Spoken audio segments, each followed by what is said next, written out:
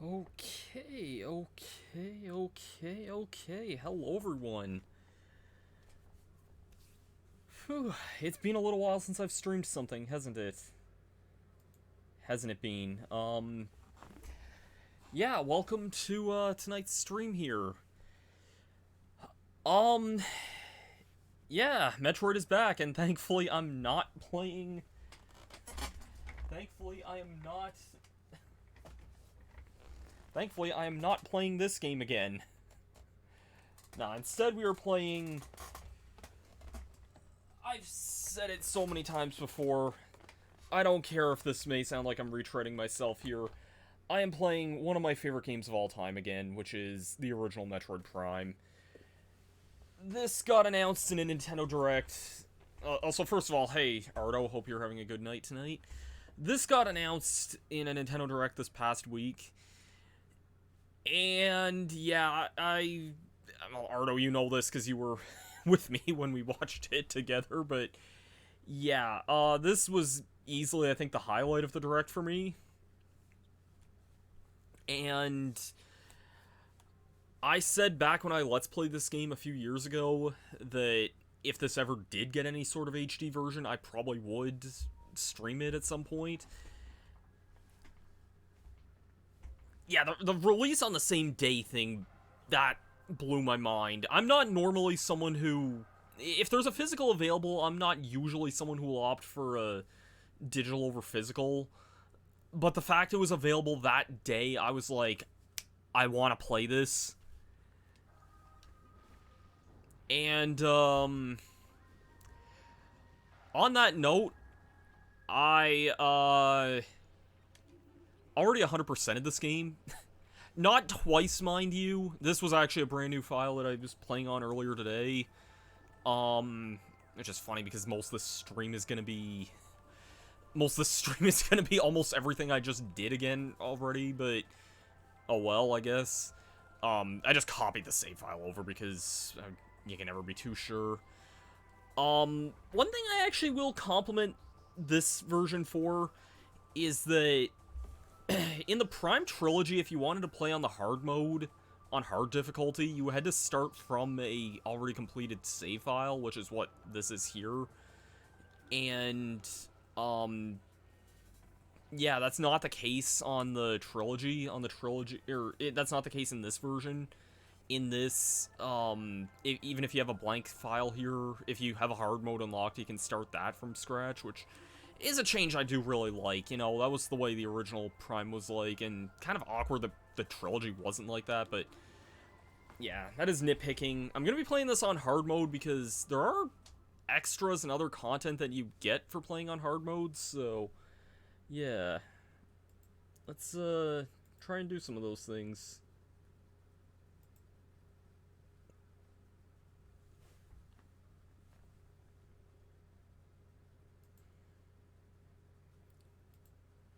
These are some pretty cool loading screens you can get here. Unidentified distress beacon is being tracked in a derelict space vessel in orbit of Talon 4.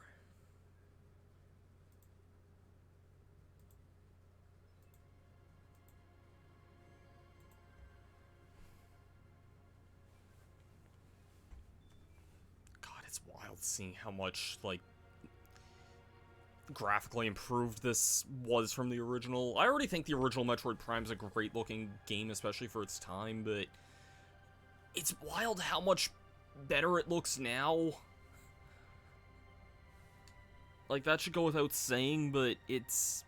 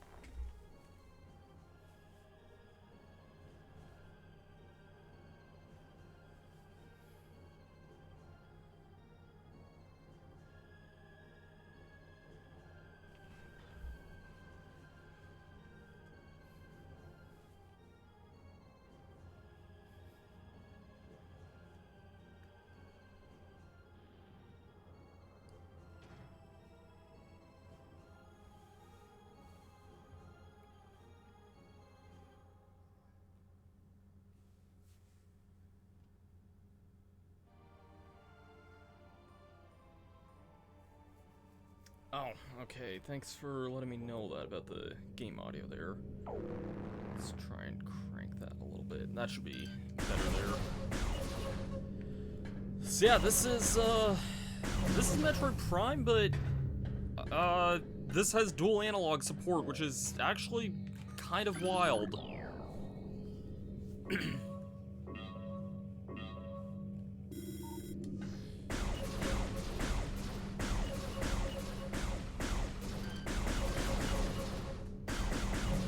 There's actually one option that I wanted to take a look at here. I'll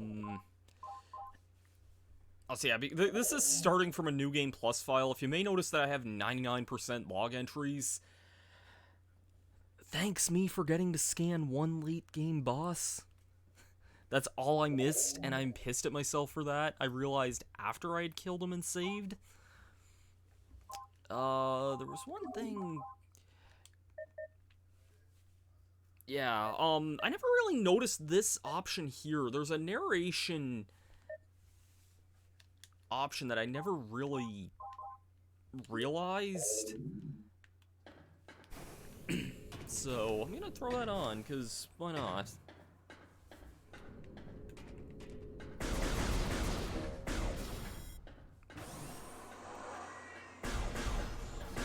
God, it's so wild just how much better this game looks now.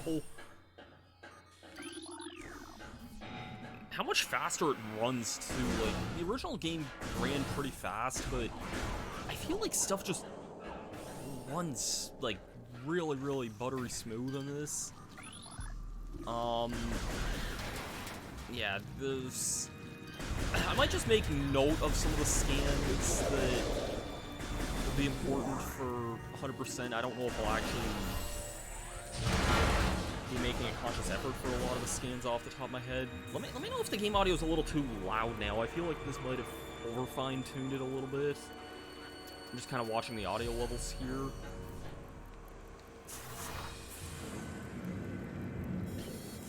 I have no super huge reason to go after this map station, but figured why not.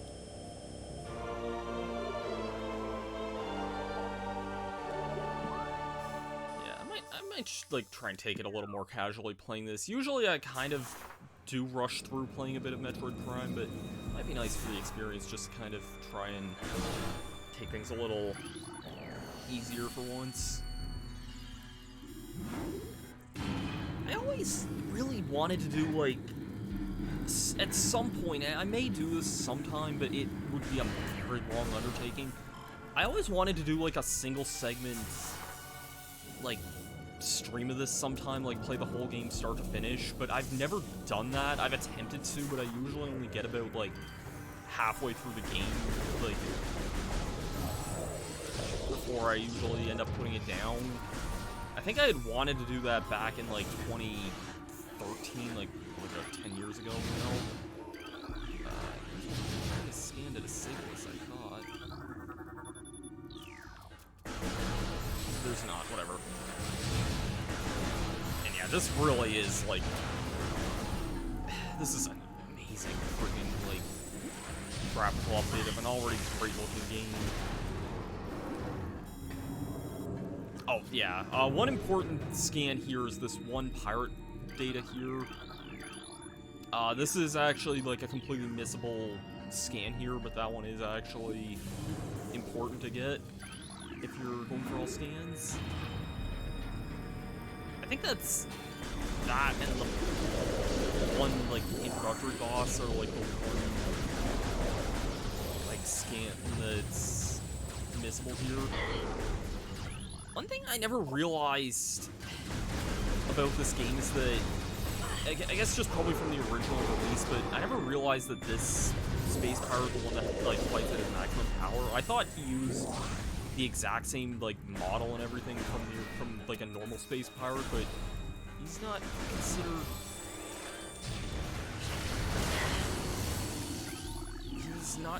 He is kind of considered different here. I don't know if that's just a model change to remaster or what, but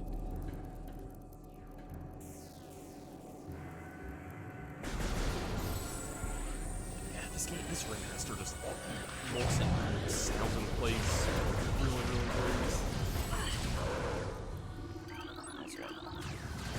die.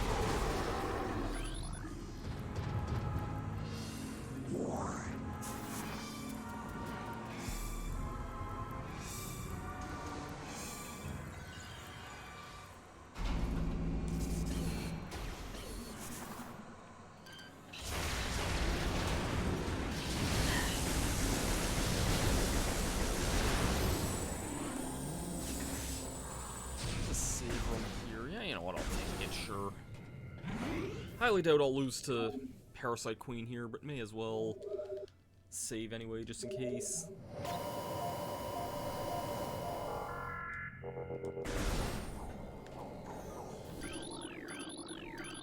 Scan the right thing, please. Scan the right thing, please. Thank you.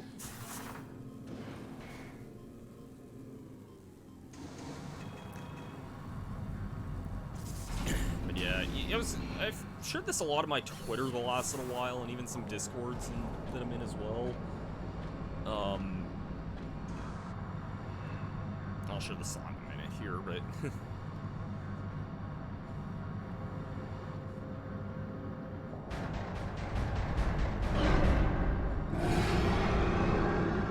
Look, I know this character from Super Smash Bros. Bros.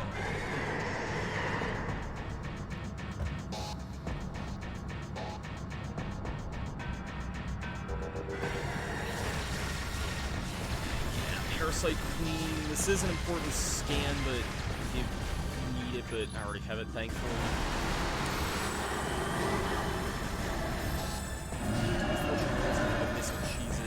I think if you're on normal and you have like a portable missiles, you can just like cheese this entire fight. Nothing this boss can do. Unfortunately, since I am playing on hard mode, the one downside of that, I think, is that most bosses are a lot spongier in hard mode. But, not really. Very easy first boss anyway, but it is a first boss, so...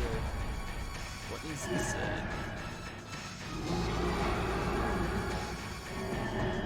We'll talk about it more when we get to some later areas, but if there's one thing that the remaster does perfectly, it's whenever there's, like, magma on the screen or lava or whatever.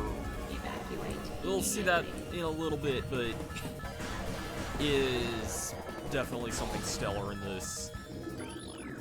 Also, the escape sequence that... I remember my original, like, old Let's Play of this game, which, that's still up on YouTube, but...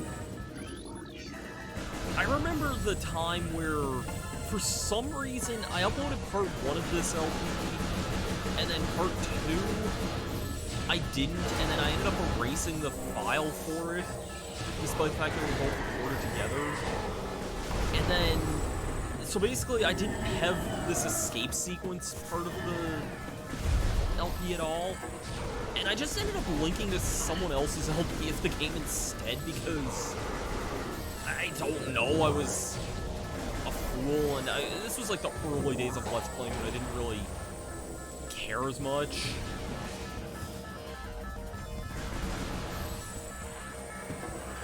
So...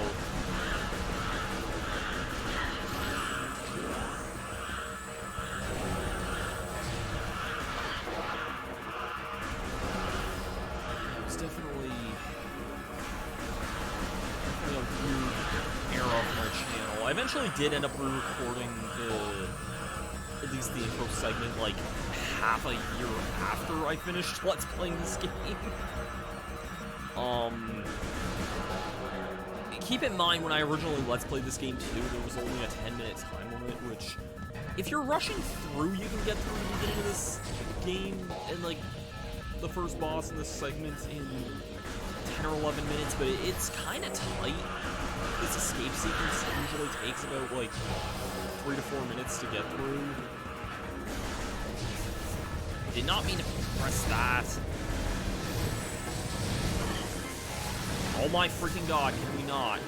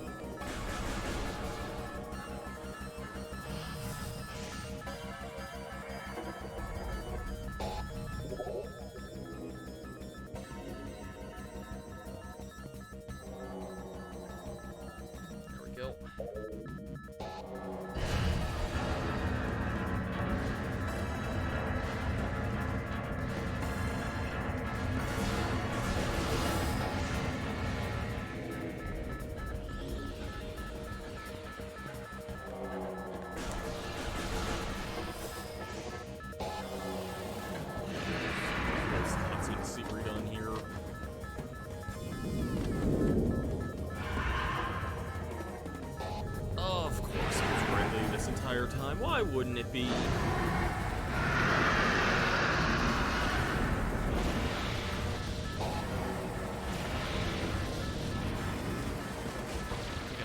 Accidentally skipped a little bit of that cutscene there. Also, yeah, they're just using the grapple beam for all of like 2 seconds, and we're not going to get that again until more than halfway through the game. And stupidest cutscene in history of gaming, or one of them anyway. Dumb.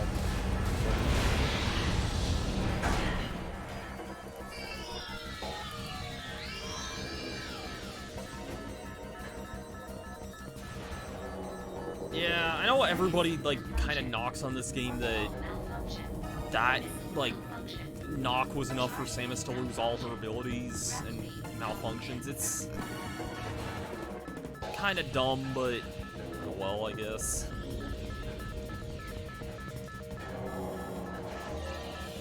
Yeah, we sure conveniently hit that. At least Prime 2 makes a little bit more sense, and I don't think she loses anything in 3, I don't remember. I know she gets, I know, like, the events of 3 cause her to, like, get infected with Poison and whatnot, but I don't remember her losing the abilities, although it doesn't really make a whole lot of sense why she had to disable them from game to game. It's towards the year, but, Ray, though, let's chase after Ridley, and we'll figure he has to go to this planet here.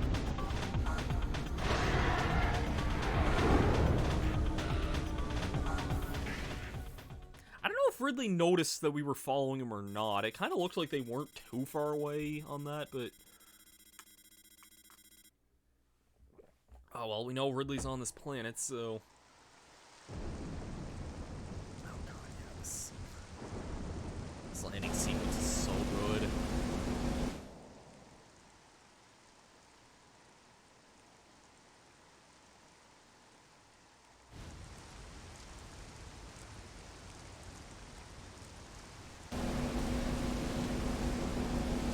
This vegetation looks so much better in this version.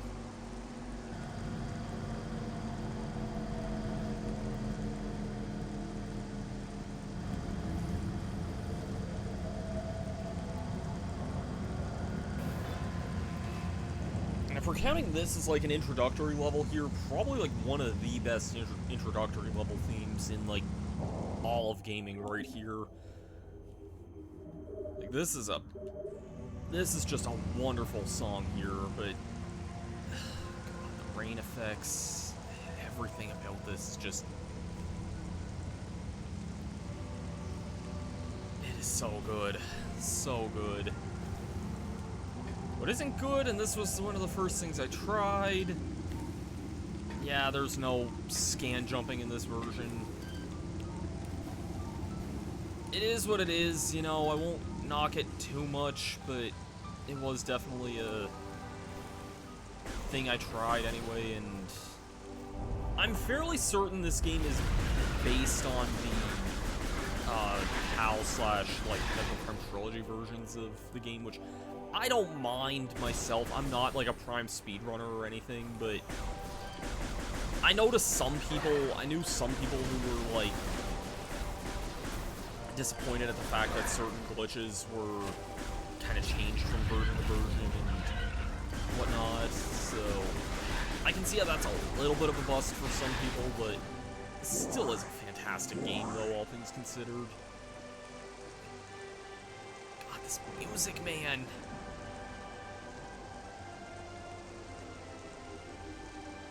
Such a great remix of, like, the classic Brinstar theme.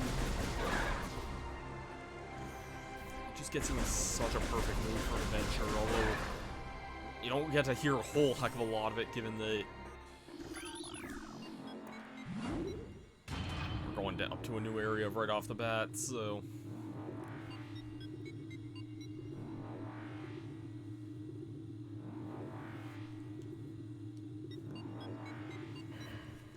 Let's head on to Chozo Ruins.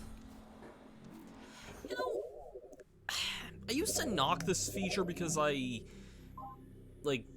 know what I'm doing a lot of the time, so I feel like you don't need to do this, but I'm gonna turn the hint system on anyway, just for the heck of it, because, like, I do feel like it does kind of disrupt a little bit if you know what you're doing.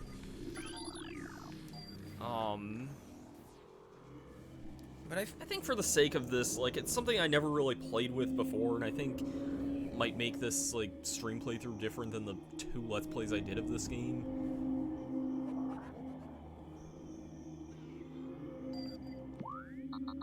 Yeah, this at least will tell you to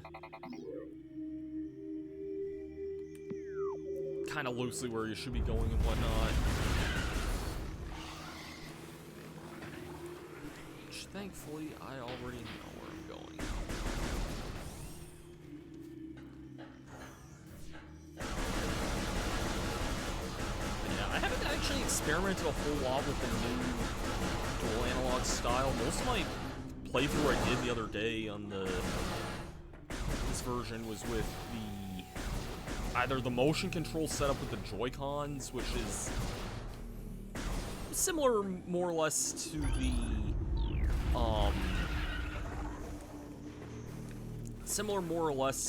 the Wii version of the game, and I think it controls pretty near as good, I would say, minus a lot of the Joy-Con, like, recalibration that you kind of have to do, but that's not too bad. Hey, you can't hit me, you can't hit me, you can't shoot at the doors, and I can, and that's what I love about this game.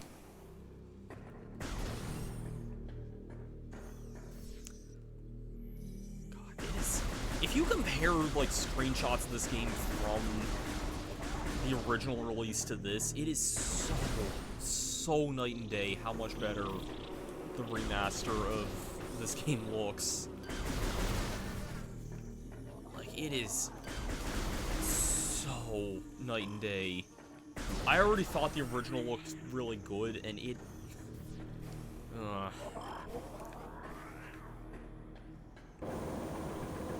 Anyways, time for a boss. I did see that there is a skip for this, apparently. Like, if you do a dash jump off one of the, like, Firefly enemies onto the bridge, you can kind of skip this loading zone here. This really is how our minds imagine this. I'll quickly mention 2 one-time enemies, the Ram War Wasp and the Hive Mecha itself. You can't get these at any other point.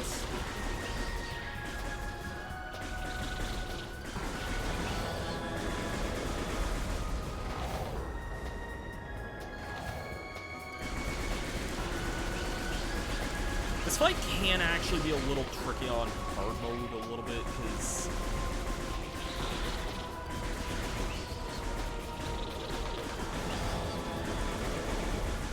I don't know, I just find the wasps can be a little aggressive sometimes, but then again, it's not really my first time playing this. I actually, in my old Let's Play of this, I actually lost to this fight.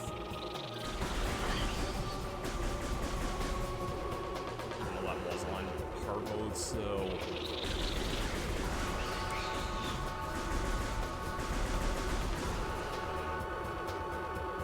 yourself.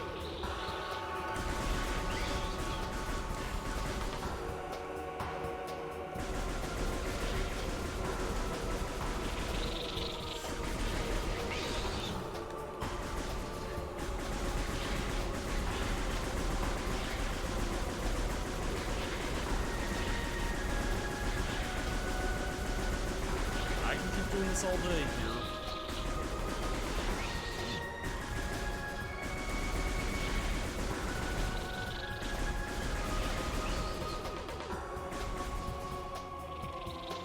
And that's it. Finally. That definitely took a lot longer on hard than it would have on the 2 normal difficulties, but that we get our missiles. Sure. Very nice, and I should learn to not be so stingy with these things, because you get a lot of missiles in this game, and they are some of your best friends in combat. And speaking of missiles, you can also get an energy tank through here, which is very, very nice.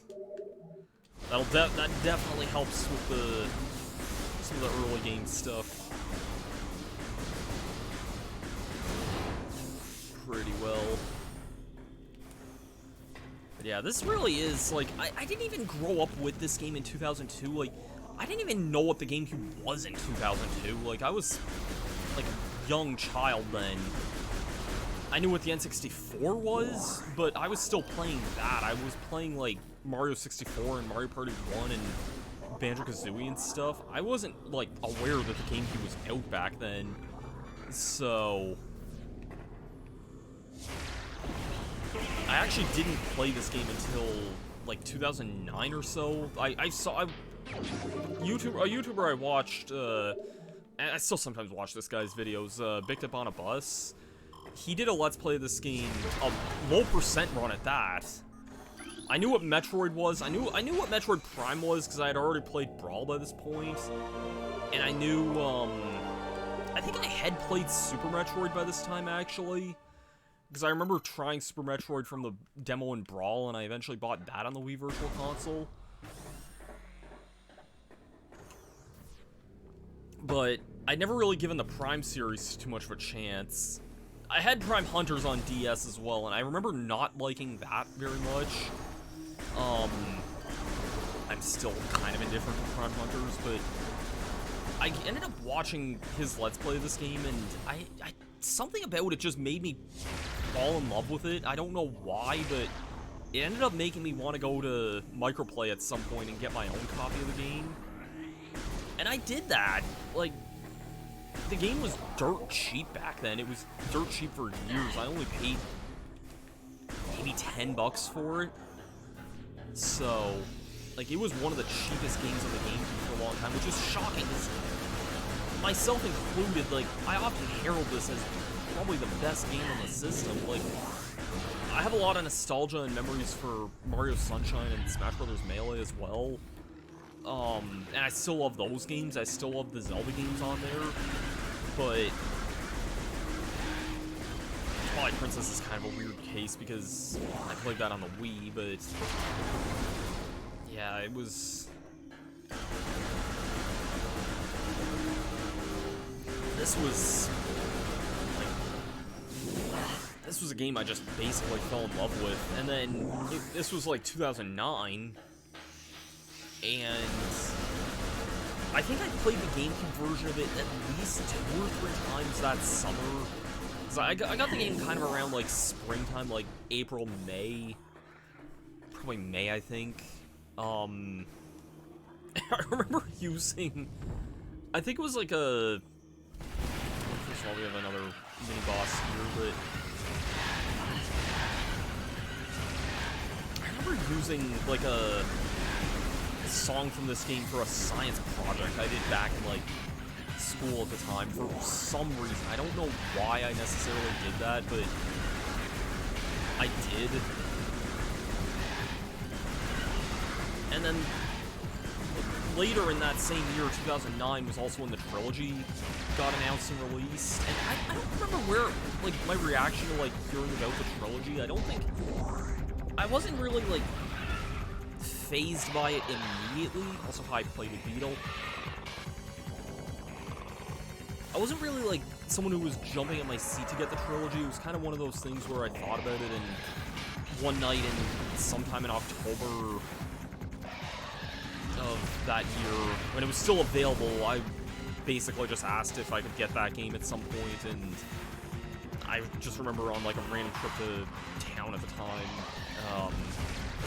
parents took me to Walmart and got the game there. I almost didn't see it there at first because it was in like the top right corner of like the game shelf, but I did see it there on the shelf there and got it. So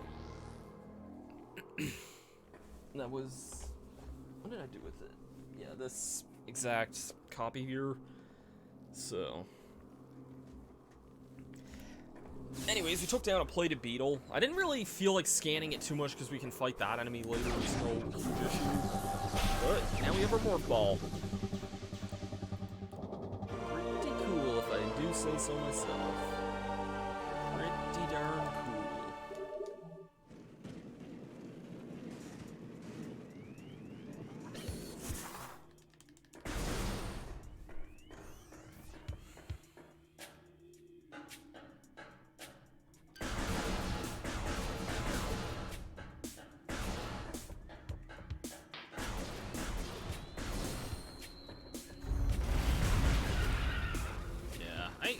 I knew a fair number of people who were PS2 kids. I knew like a weird mix of like, most of my friends were GameCube, but some were PS2.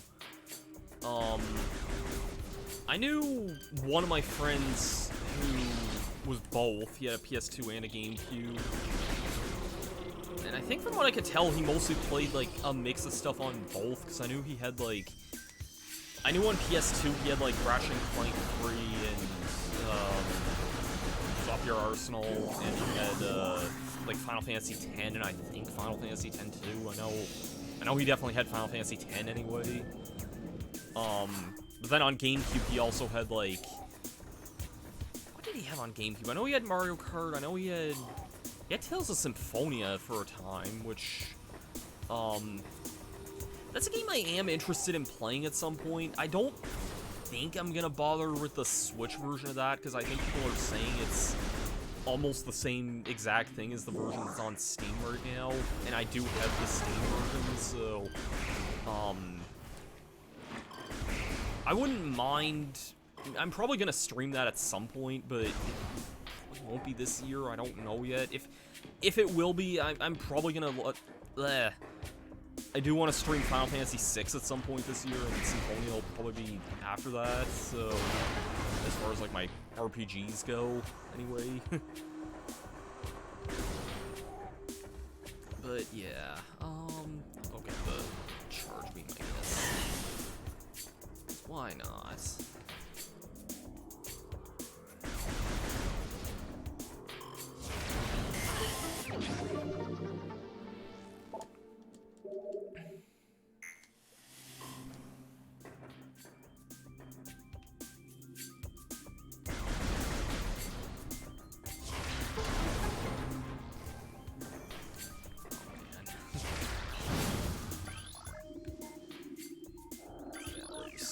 Symbols you gotta scan here. Is it weird that, like, one of the weirdest things I think that I don't miss, but I kind of do, are the fact that, you know, this game, because this game loads doors way faster and loads rooms way faster, you're not, like, aimlessly shooting at... You're not, like, aimlessly shooting at doors waiting for them to load up half the time in this, which makes it go by so much faster. This is such a faster game than the original. Which is kind of funny, because this game hasn't really changed all that much. I know that's a weird thing to say, but, like, at its core, this is still very much Metroid Prime 1. Not even in such a way of, like, you know, like, Spyro to Spyro Reignited or anything like that. Like, from what I've read, I think somewhere that this remaster more or less took the source code, I think, of the original game and basically built the remaster around that, so it wasn't really, like, redoing from ground up, but it wasn't just, like, a simple upscale either. And I feel like that's a good way of looking at things, because you can tell just graphically how much better this game is, but I think almost everything else is pretty much left intact. I will mention, if you are going for all scans, the blast shield is a thing you do need to scan before you blow all those up in the game, because there are a finite number of those, but we do see blast shields a lot throughout the game.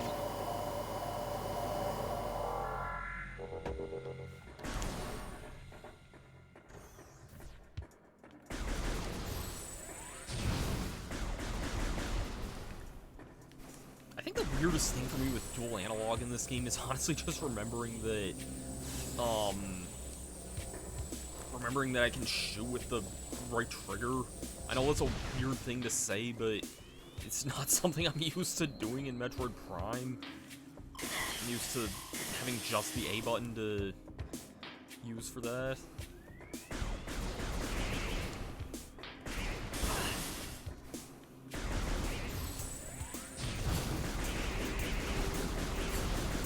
Yeah, I guess I can talk. I know we talked about this a little bit the other day with the direct reactions, but I think, looking back on it, like, it definitely was a better direct than I was expecting it to be. I think some people I talked to said that it really did feel like there was something for everyone in that direct. And that's, like, the best way I could really describe that direct there.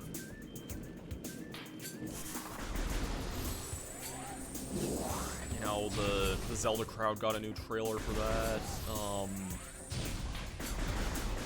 The hardcore crowd, like, the niche gamer crowd got, like, news regarding, like, Advance Wars and, that finally getting a proper release date and hopefully not another delay happening again, but, this game got shadow dropped, which was kind of colossal in some ways, because this was something that I was hoping was going to happen for years, and people say this apparently was, like, done for a long time, just that it never really... It's just kind of been sat on for a while. My only guess is that they sat on this for the time, like, waiting to fill out for Prime 4, whenever that's ready to be shown off. So...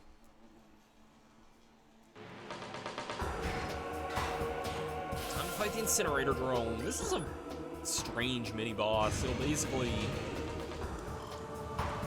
just rotate and fire. Also, God, the fire looks so good in this game. God. This looks so, like with Hive Mecha, this is a unique type of War Wasp here, the Barbed War Wasp.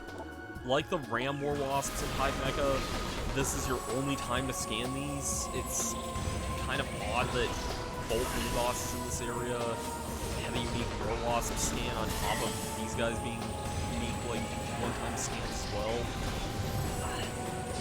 But yeah, this fight itself isn't that interesting otherwise.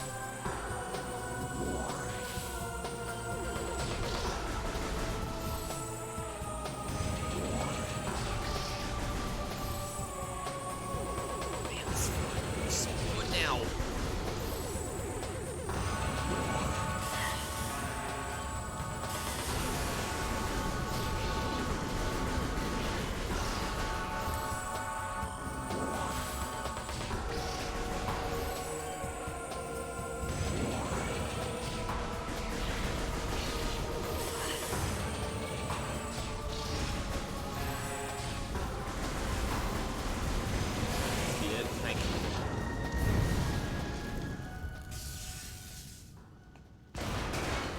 For some reason, blowing up that hive also just causes that thing to blow up as well, which is kind of odd. Another thing that I think is a pretty important scan is one of these lock door systems here.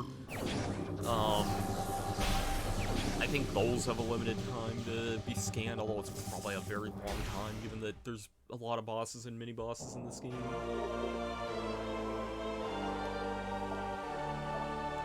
Anyways, we get our bombs here, which, like in the trilogy, also means we get Spring Ball, which is such a good change, man.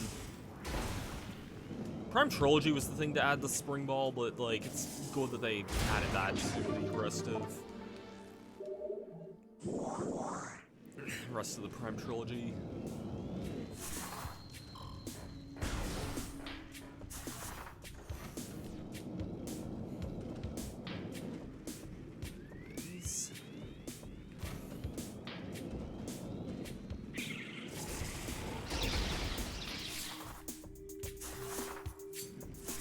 I think on that topic also, like, more false slots. I don't think those are, like, a limited time scan, but now that I know a little bit more about the scans than I would have, like, even just a few years ago, I guess ever since doing my Let's Play and actually bothering to go for all the scans in that, Like, yeah, I like to point out usually which ones are missable and whatnot.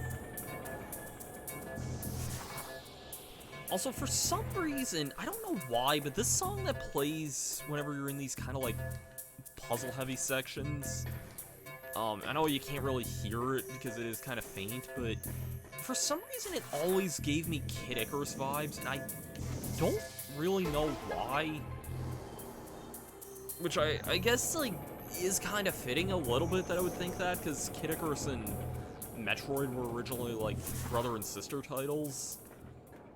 I think they both used kind of the same engine and similar mechanics in their debut games, and also, both came out, like, around the same time. I think Kid Icarus predates Metroid by, like, a month, but both came out, like, around the exact same time.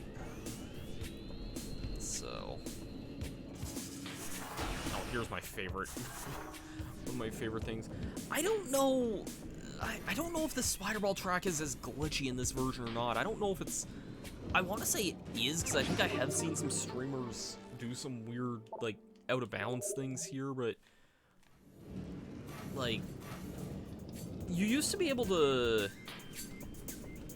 you used to be able to just walk up this Spider Ball track. And I don't know if that's still doable or not. It's hard to tell. It looks like it flickers and is about as glitchy as it once was, but I don't know if it's possible to just walk up this or not. I know you couldn't in the trilogy, though. I don't think. Maybe it's not possible in this, but... It's...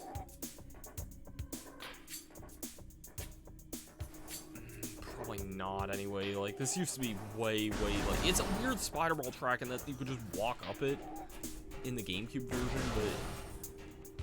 I don't know.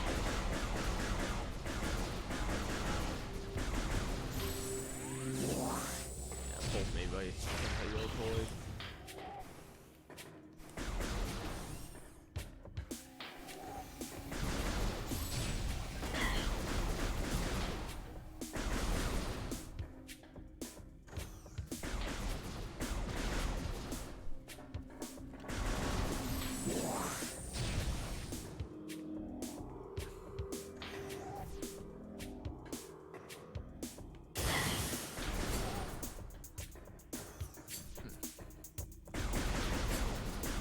Don't know, like, what the best routing sometimes for this is, but then again, I guess you probably wouldn't know unless you were, like...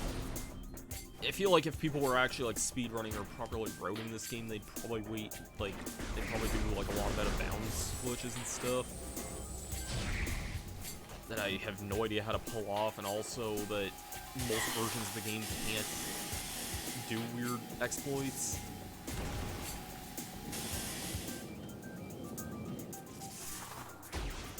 Like, this room here, I like coming this way because there is a missile I can get, but you do need...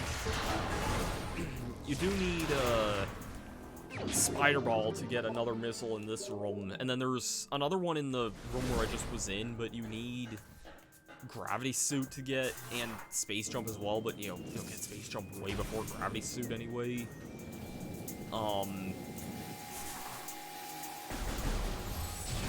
Yeah, there's a missile in this room here, and you also, like, need to kind of wait until the boss of this area is cleared, although that'll be happening in, like, 10-15 minutes from now.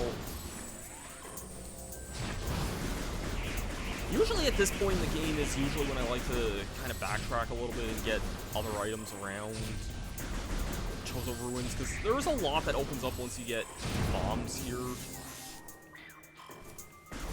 And it's kind of funny, because I used to consider this, like, one of 3 major backtrack spots in the game, but it really isn't, like, a major backtrack spot. You're just kind of reversing a couple of rooms in this area here. So, I wouldn't really call that, like, a super big backtrack. And then again, like, I'm talking mostly just for, like, 100% item completion and stuff. There are other backtracks that are a lot more in-game, most notably after the Ice Beam, I think.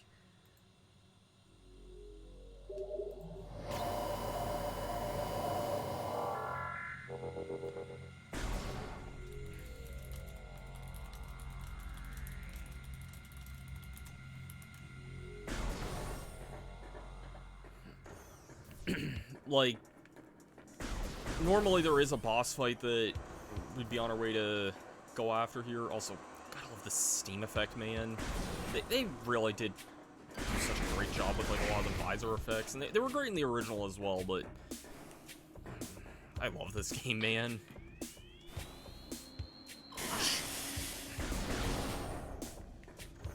Heading back. I think I can get, like, 3 or 4 more missile expansions. There's an area through there, but we can't do anything in there yet. I almost never go in that way until way later because you need grapple beam and power bombs to get a lot of the things in there. So I usually wait until like the end game backtrack to mess around in that area.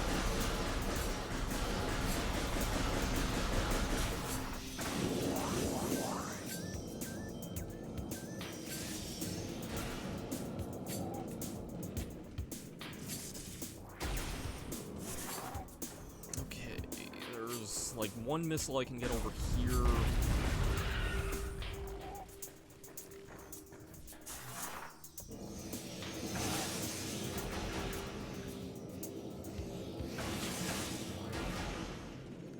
I know one tip if you see these like scarab enemies here is to not like don't be in your oh shoot, this is gonna be bad here. There's gonna be a lot of beetles coming through and they can crawl through this hole here. Wow, how did those guys not attack me there? You see me rolling. They don't bother to attack me. I'm not sure what I'm going at with this song.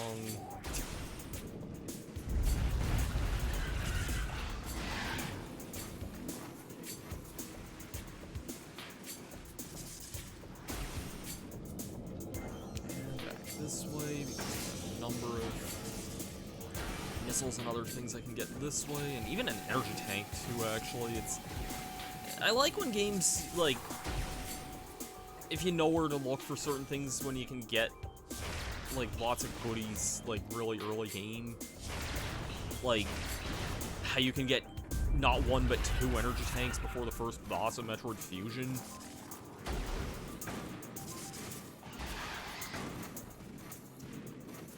Yeah, it's interesting looking back, like, thinking, like, my original Let's Play this game, which was back when YouTube had a 10-minute time limit, so, I mean, I had to be restrictive in some ways, but, like, I didn't fight Incineroar. No. I didn't fight Incinerator Drone. Sorry. There's a raid message there. I didn't fight Incineroar, I guess. I'll type that in just so I remember it. I didn't fight Incinerator Drone until part 5, and then this whole, like, backtrack segment here was, like, part 6. Yeah, not until Sun and Moon stream, yeah, which, unfortunately, I probably won't be streaming those games anytime soon. If not, I don't want to say ever, but I don't know if I'd really be one to stream those games. If there is a Pokemon game I'd ever consider streaming, it might be, like, Black and White 1 again.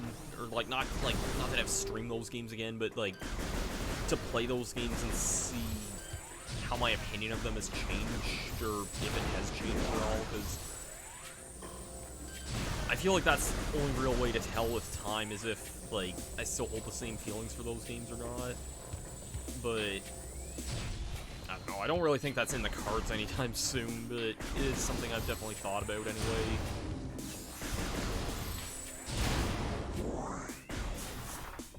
And I feel like if there's any Pokemon games I wouldn't mind resetting my file on, it'd be my copy of Black, because, like, I beat the main story of it, but eventually I did transfer my main team from that up to, like, Pokemon Bank, so yeah, I don't really know if that's something I would do or not, but it is kind of something I've thrown around in the back of my mind. There's basically nothing on that file at this point.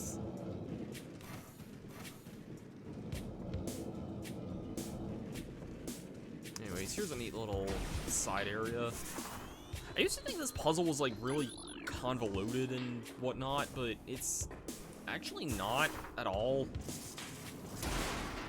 This big, like, vault thing here, it looks like something you would need a lot more items to handle, but you don't.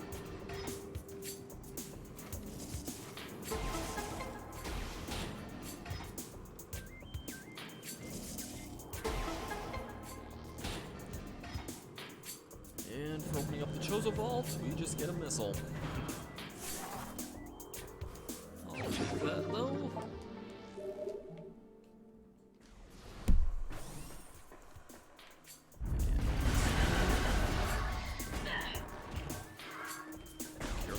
Damage, because I'm about to get all that back here. There's just an energy tank here. Gives me another unit of life, and that'll be all good. Now let's go fight the boss.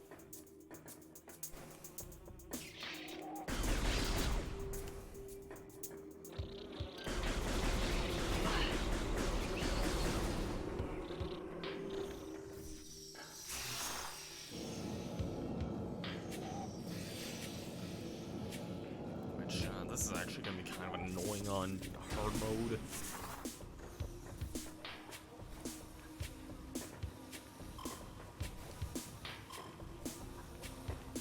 Yeah, I was definitely a lot slower of a Let's Player back in, like, those early days when I did my old Let's Play of this game, because for one thing, I tried to upload the first video on Christmas. I didn't upload it until a few days after Christmas. I guess I was just, like, busy with everything else that was going on.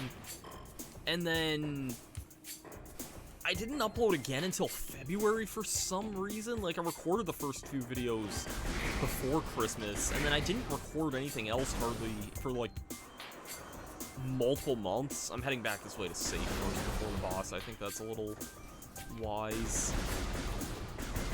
Technically, there's a missile at the top of this room here, up, like, that way where I'm pointing, but you're intended to have space jump to get that, but I think that it might be possible with the... I'm pretty sure it is possible with, like, bomb jumping. It's just kind of awkward to do. I'm fairly certain I have done it before. I don't know, it's kind of weird, and I'm still kind of getting used to the control scheme of the re-release here anyway.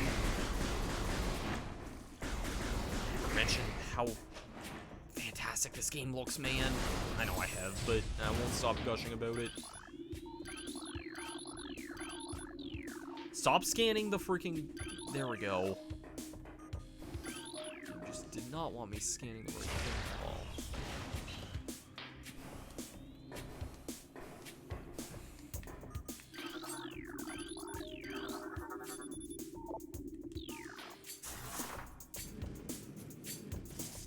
I do like shooting the hives away, at least from a distance, so that you're not pestered by war wasps while trying to climb up this thing. Can an invisible wall not get in my way? Thank you.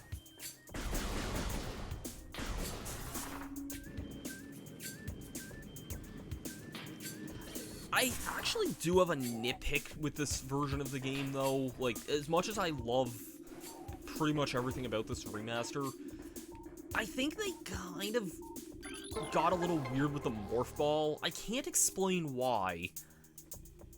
And maybe this might be a little more apparent here, actually. I think this will be a good spot to demonstrate it.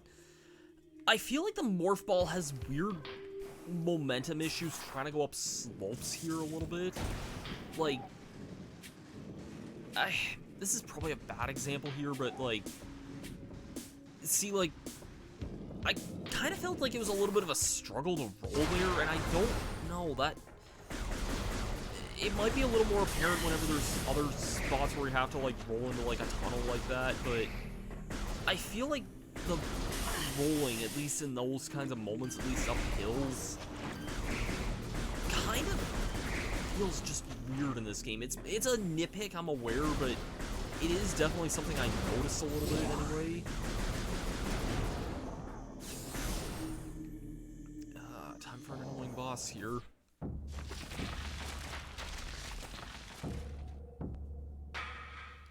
I remember watching a randomizer stream of this one time, and apparently in randomizer it's possible that if you enter this fight from the backside, you can actually like bomb these like bomb slots that you have to bomb before triggering the fight, and that if you do, that does cause like that does cause the boss to just die instantly whenever you actually trigger the fight. It's pretty amusing that it's kind of just programmed that way. Yeah, you normally have to shoot her and then, or shoot the mirrors and then go in the bomb slots. You can aggro the bomb slots, or like activate them from the side as well. It's just, well, you would need space jump for that, so. On a more topical note, make sure you scan Flagra and the tentacle, because the tentacle counts as a separate creature for some reason. And, yeah. Don't do it. Okay, good. No, don't do it. Flagra.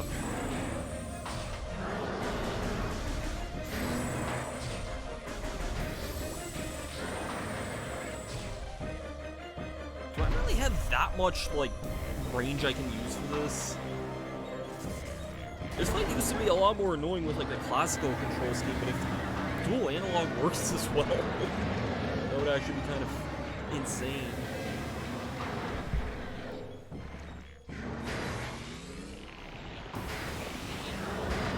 Yeah, Flagra, I'd say first, like, major boss, not counting Parasite Queen.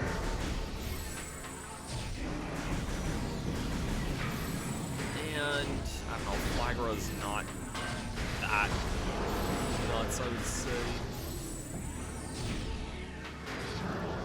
Yeah, the fact that, wow, I did not realize you could shoot the discs from, like, that far of a distance. I don't think that was possible in the trilogy version, was it? I remember this fight being a lot harder because, like, I thought you had to kind of circle around a lot, but that's all you have to do. That's actually kind of nuts.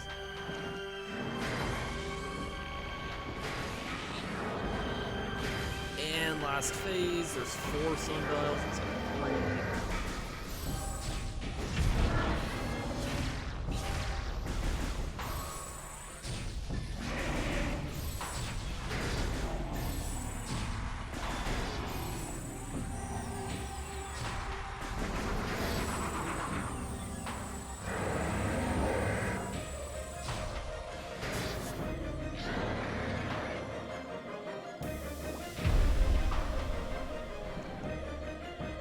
Yeah, that was, like, way easier than I've ever had a time with this boss. This is on hard mode, too, and Flagra didn't really put up much threat there. Almost as if this game wasn't designed with dual analog in mind, but I'll definitely take it. Anyways, now the plant's dead, and that purifies the water around the entire area, so that's nice.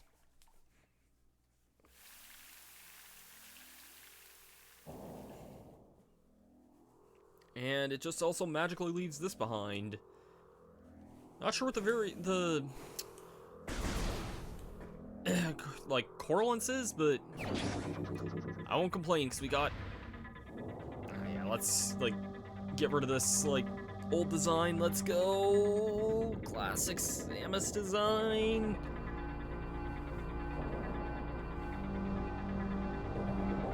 Give me them big shoulders.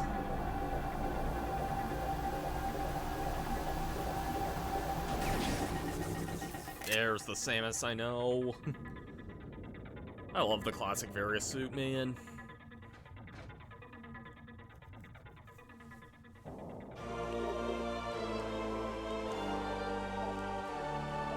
I guess I can kind of talk about this a little bit here, because I was just thinking this and mentioning it, of how I didn't like the Varia fusion suit. I actually don't know this, but I don't think the fusion suit is in this version, unfortunately.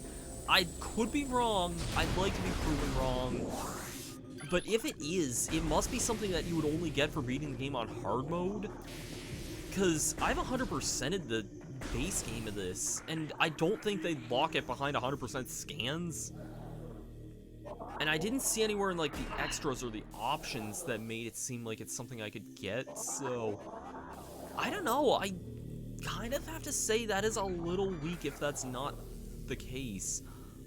Also, I'm pretty sure you can't do the exploit here. I'd like to be proven wrong. No. Wait.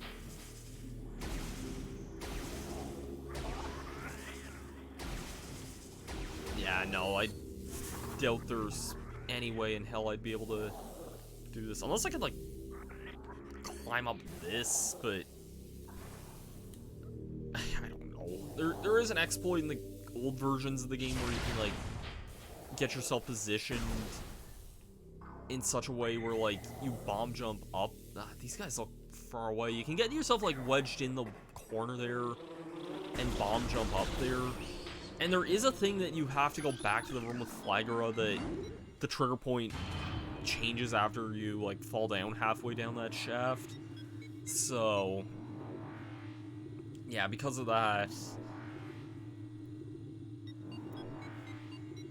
like, low percent runs and speed runs and whatnot, they usually do this exploit there, but I don't really have that luxury. It's okay, though. We'll be back in this area later on.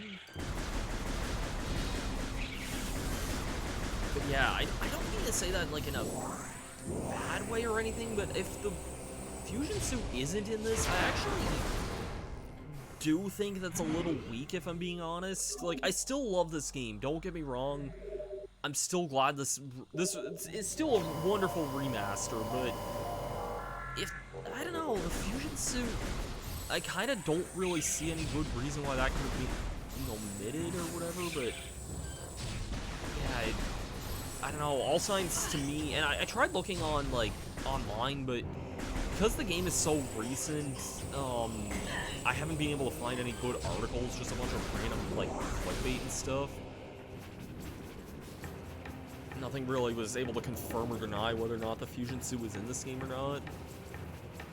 But then again, I was looking at it like 1 or 2 days after it came out, so this game is technically only like 3 days old anyway, so hard mode takes a while to blow those up. Anyway, it's time to watch some television. Watch some television in Magmore Caverns.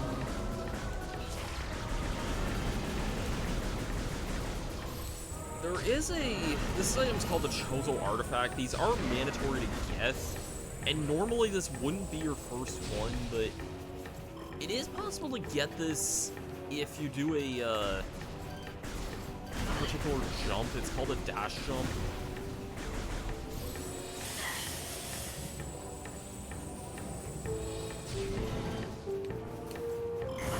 I don't know how it's exactly done, but I did do it a few weeks ago. I was actually replaying this game on the GameCube a few weeks ago, and I did do a dash jump in that. I thought dash jumping was somewhat possible in this version. I'm just not really great at it. So, and the fact there's a lot of magma around and other stuff, it's just kind of awkward, you know?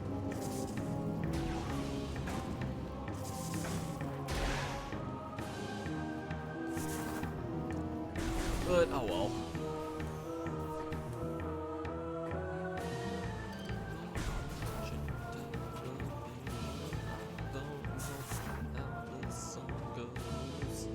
Yeah, like, okay, I'll use this as an example spot here. Like, you really do, it does feel like you have to have some degree of momentum, like, pushing up there. I'm probably demonstrating it badly, but I don't know, I can't help but feel that the Morph Ball does feel slightly different in this, but again, I can't really tell if that's just new different controllers kind of messing with me either.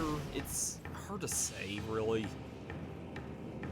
It's not anything that knocks the game down a few pegs, but, or any pegs, really. I still love Metroid Prime a lot, but it is just definitely something I noticed, and, like, the one real gameplay change I've really been able to notice, from what I can tell. Besides, like, you know, the improved control schemes and whatnot. Actually, no, it's not the actual gameplay gripe that pissed me off, but that's something Actually, I guess I could talk about that, too. Not that this is, like, a bad change or anything like that, but,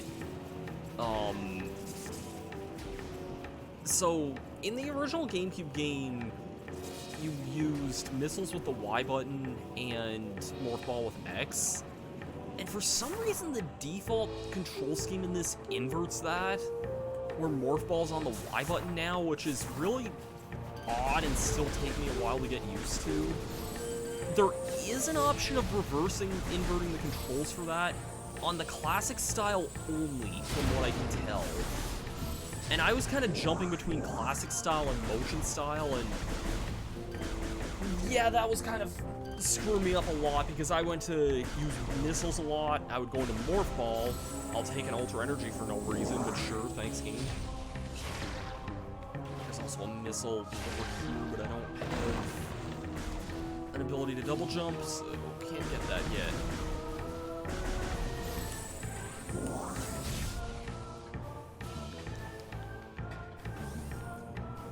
Yeah, it was just something that did really, like, kind of, like, annoy me whenever I played this earlier.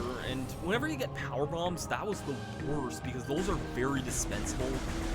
And the problem with power bombs is that, you know, I'd go to, like, try and just leave Morph Ball, and I found myself accidentally wasting those. It was kind of my one sour point when playing this, honestly. And I hate, like, being sour on it, but these guys die. Thank you. Do that all over again, because they're going to be respawning in a few seconds here. Yeah, and I feel like new players might not have that struggle, but it is just something I noticed as someone who played a lot of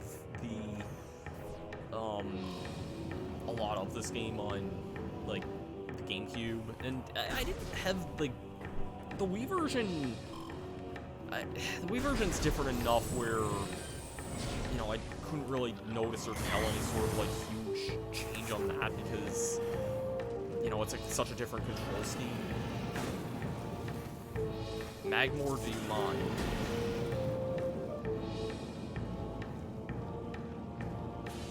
Anyway, sorry for, like, rambling a lot here. I do still love this game. I just kind of wanted to share just some of my extended thoughts on how I feel about this remaster. It is still, like, this is a great remaster. And when I said that, you know, I can't get over how good the fire effects look in this game, like, look at this freaking lava, man, that I'm about to die in. Let me out of here.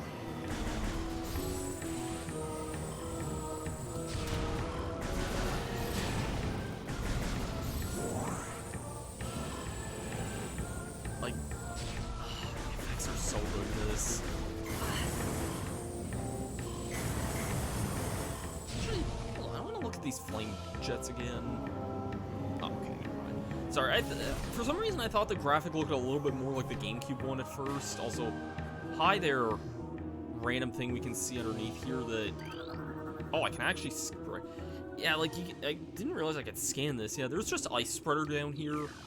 Can't do anything about that for a super long time.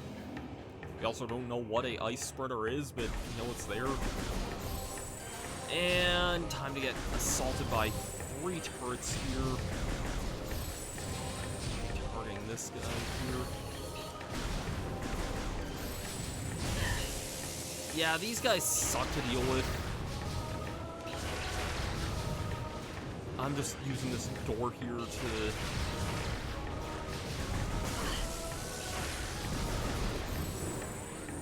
Yeah, these guys suck.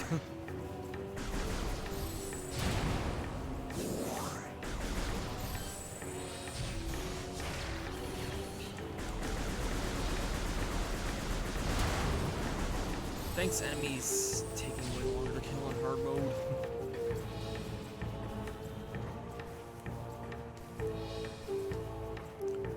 Thankfully, though, we are pretty much back in the caverns. I do feel like certain effects feel better in this game, though, compared to before. Like, I don't know, these hovers feel like they're explosions. Like, any enemy that really explodes, I feel like is better in this for some reason. Like, I don't know if it's just 'cause it's snappier or what, but just feels better, you know? And thankfully I can make this a lot easier. Okay, actually, yeah.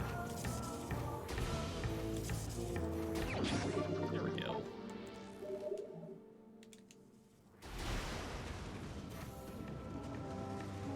And this is pretty much the end of Magmore.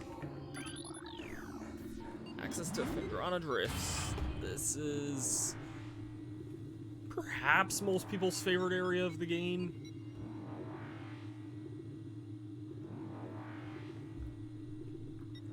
It's hard to tell, but this is definitely one of mine. Definitely like some of my favorite songs in the game here, even though I've heard this whole game soundtrack. God, like the ice effects, man. I said the fire effects were so well done, but oh my god, man, just this is what we thought games looked like 21 years ago. But what games actually looked like were they were not this. There is, I kind of need to scan that to unlock a gate above me there. There's a save room. I'll say I missile I can't get for a long time. There's a save room here. I am gonna be just right back for a minute. I just need to kind of go to the bathroom, but don't go away too far. We will be back here very, very shortly. And yeah, I'll be back in just a minute here.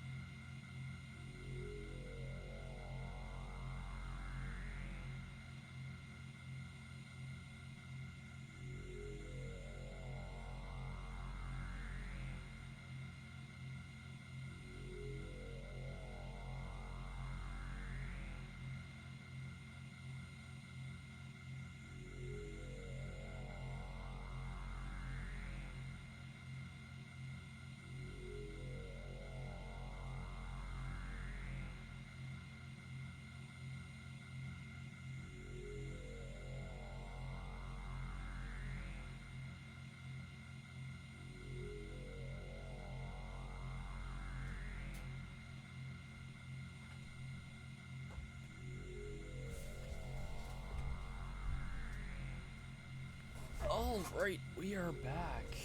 We are back. So hello, 7 Black Boo. Hope you're having a good night. I am really happy these games were, or this game was remastered as well. I would love to see the rest of the trilogy get this. I need Sanctuary, Fortress, and Elysia in HD so badly, man. But, yeah. I'm really glad this game got the remaster that it did. And I think what I'm glad about is that, like, from what I can tell, like, one, this game is apparently selling really well, even just being digital only. But I know it's also going to be selling really well once, like, people are buying the physical copies as well, which, even if I have this digitally, I kind of want to double tip it anyway, just because, like, again, I love this game so much and I want to support it.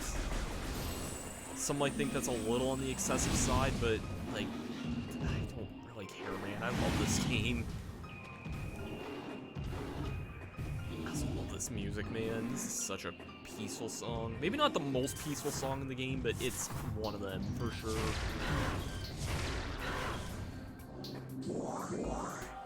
Yeah, hope you're having a good night. Hope everyone's having a good night.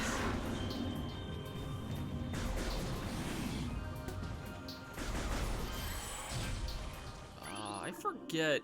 I want to say these ice burrowers are a limited time scan. I could be wrong about that, but I know they do disappear from this room eventually. A lot of the ice enemies in this area in general, like, there's an enemy in this next room, or not like this room here, but the next one that is a limited time scan, and there's another one in this area that's also a limited time scan. These enemies up here, these ice shriek bats, these guys disappear pretty soon into the game. Like, these guys do in fact disappear. I wish these Shigas would disappear sometime sooner, but no, those guys reproduce like crazy.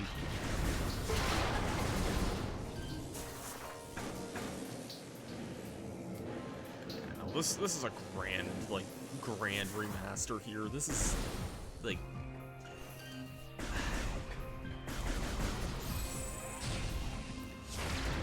this really is like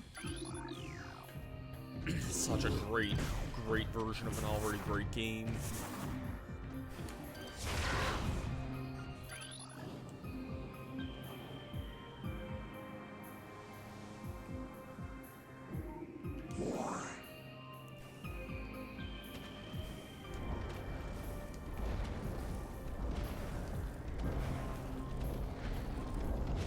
Oh shoot, I didn't realize these platforms were disappearing. Oh, whoops.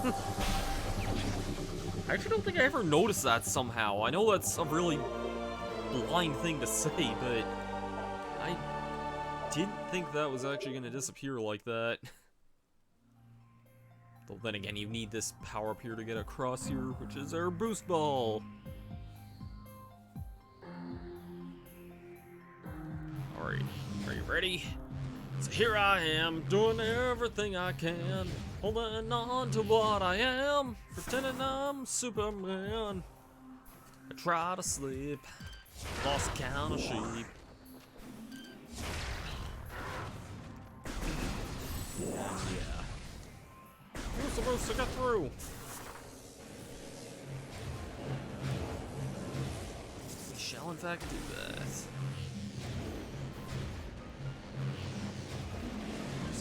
Everything here. Yeah, I'm really glad this is just back at all. I was saying this earlier. Well, I'll say this in a second because we have a cutscene.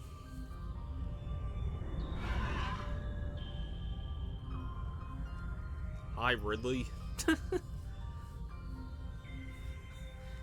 like how he just doesn't notice Samus there at all. I don't know why he doesn't, but he just doesn't.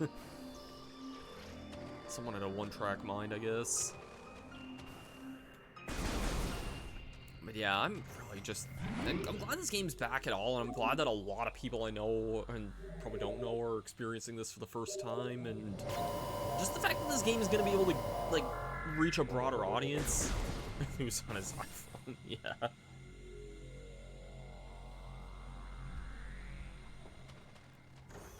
Probably responding to a bunch of, or reading a bunch of crap on, like, DeviantArt or GameFAQs or something, wondering why he wasn't in Super Smash Brothers for the longest time. It is actually still kind of wild to think that, like, it really totally made sense to be in Smash on, like, an iconic level, but, like, it's kind of weird to think that it actually happened in some ways, like...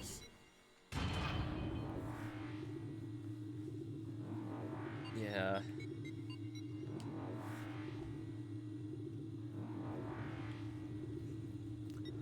Like, there's definitely... Some could argue Dark Samus as well, which is who's also in Smash now, but, like, there really was no other villain more iconic than Ridley that also made, like, the most sense for a game like Smash. And time to fight turrets that are gonna definitely notice me. Come on, I know this top turret...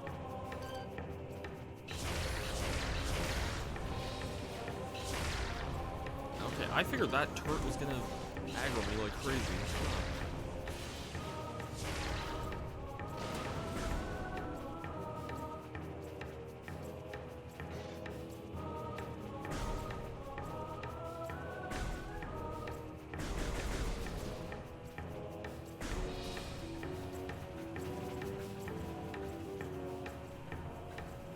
Can I, like, shoot these other turrets here? Or I could...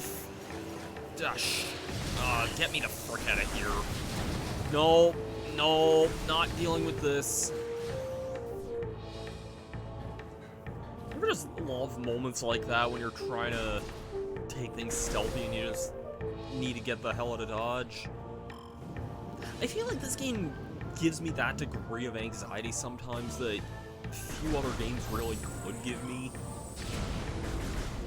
Like, I try to take my time around turrets because I know those will kill me if I don't deal with them properly. And if they do see me like that, I'm like, yeah, let me just run for it instead.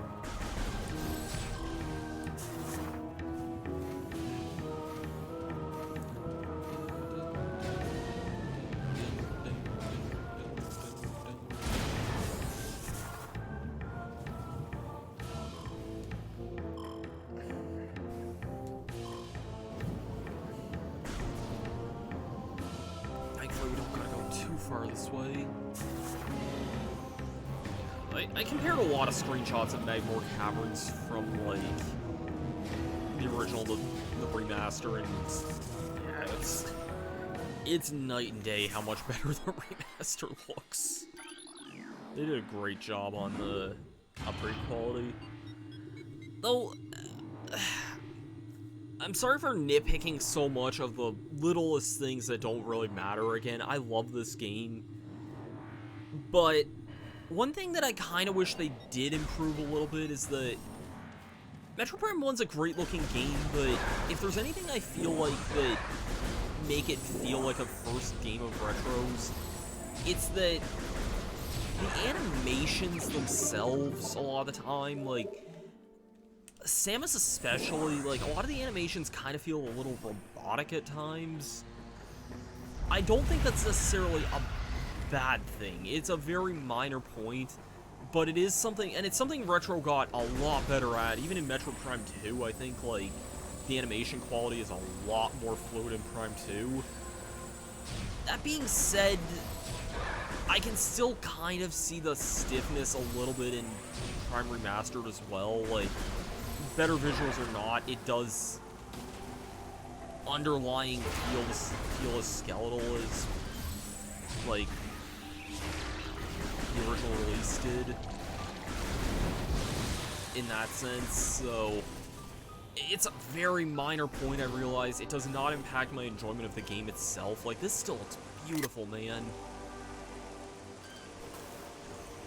But it is something that I definitely, like, noticed. But I don't know how they would have really changed that either without redoing too many things, so... Again, this is already still, like, such a great remaster, but... I think it like, another really cool thing is that this version does run really well, too, but...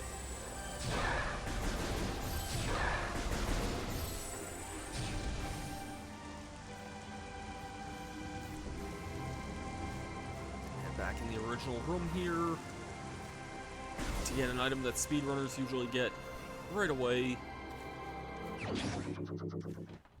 We now have our space gem.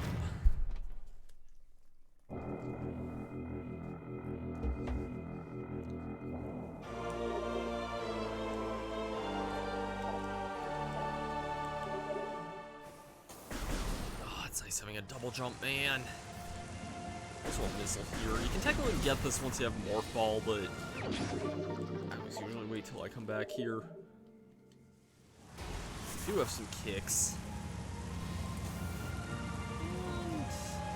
You know what, sure. Usually during my video playthroughs and whatnot, I like to kind of go check out this place. If I was actually trying to go for, like, a decent time or whatever, I would usually wait until the end of the game to come here, because you don't have to come to this place at all until the end of the game, but... just meant for a while. I was actually missing this, like, spike enemy scan for a while, but... yeah. There is a pirate data here as well, which... I was missing a pirate data and 2 Chozo lures here for a while, but...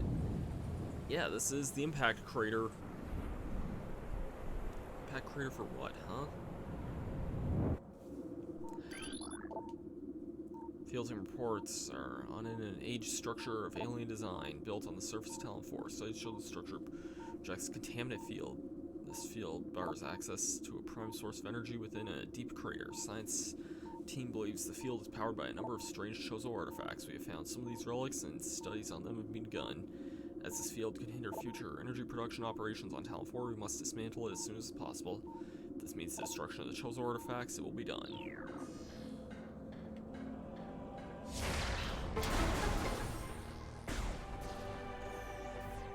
There's definitely nothing crater than this song. There's some Chozo lore here. I could read some of the Chozo lore in a little bit. Like, the thing I really like about this game is that a lot of the story, whenever you read it, is... it's fascinating to read about, and it's something that probably can help you understand in moment to moment, like, what your next objective is and kind of the stakes of what's going on here. But if you want to just play the game, there's nothing stopping you from just playing the game. That's something that is definitely, I think, really fascinating about it. Anyways, this is intended to be your first artifact, although it can actually be the last one you get. The idea is that these will tell you where the next, the hints of the artifacts are.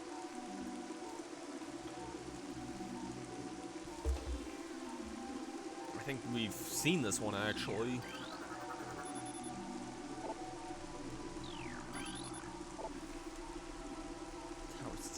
Invaders have claimed Fenrena as their own. A tower sits atop their fortress, collapse it to reveal a chamber. Yeah, it's like, these will all tell you the hints that you need for the other artifacts. If you know where they are, though, you don't need to read these at all, which is kind of nice and also kind of fascinating. We'll want to return here whenever we have all the artifacts in the game.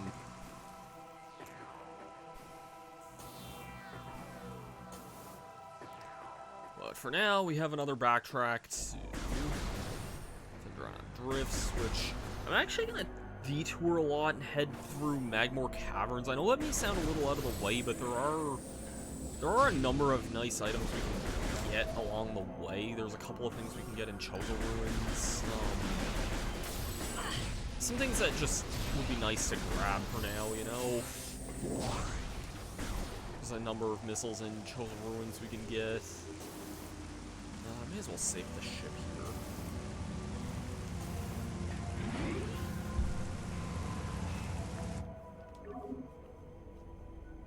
I'm not really sure how long I'm gonna be doing these streams for, like, at least, like, as far as keeping the sessions going, but I love this game, man, and I just kind of want to keep playing it, you know? This is one game I never ever seem to get tired of, which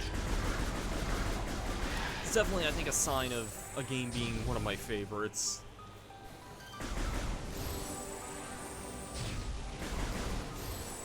If I were to make, I mean, I've made, like, old favorite games lists before, and mild spoiler alert, in both my, like, old list and my slightly less old list of favorite games, for some reason this game ended up at number 4 on both lists, which is kind of funny.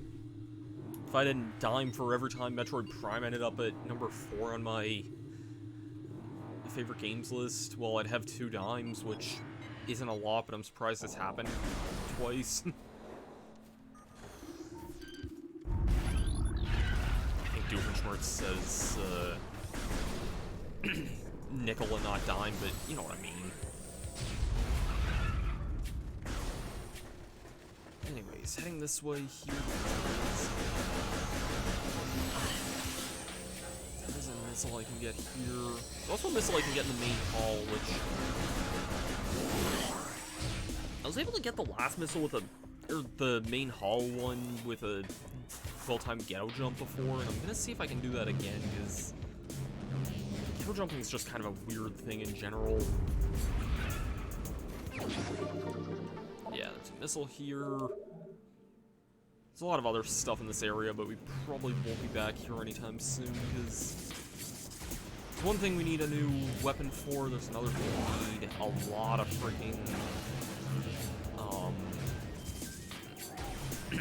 a lot of upgrades for otherwise. Yeah, this missile here, also high-plated beetle.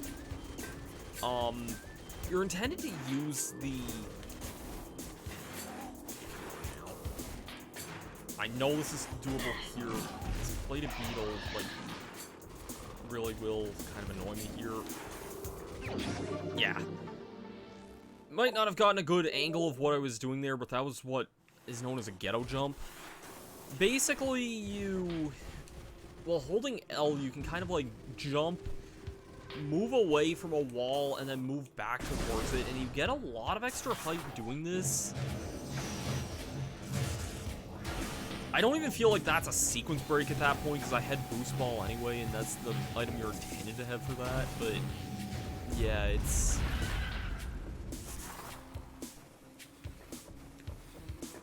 yeah.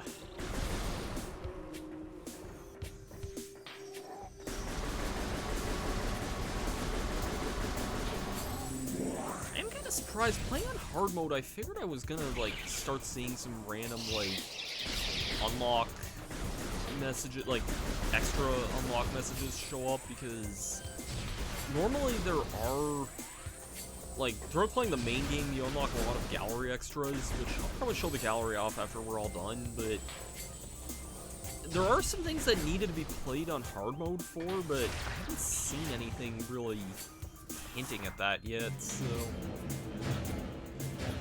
yeah.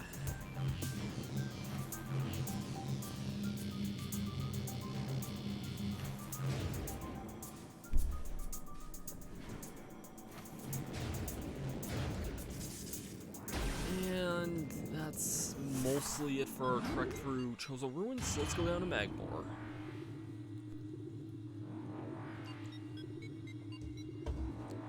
Normally, if I wasn't caring so much about the items, I'd probably go back to Phendrana the way I went, like, by going straight to Magmore. That's a lot closer to the Phendrana elevator, but again, there are a lot of nice things you get this way with the space jump, so I don't really see the harm in doing this anyway.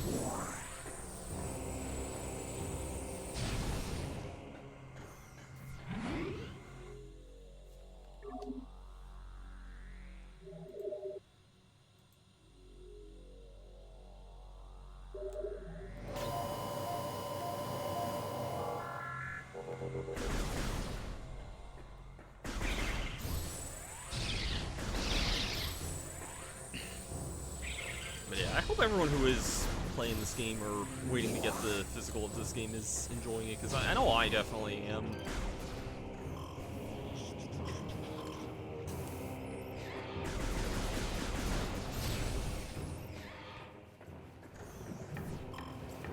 I'm just excited because I know a lot of people will get to experience this game for the first time, because this Metroid Prime never really had a great chance of reaching super huge, like, mainstream status outside of just being a well-acclaimed GameCube game.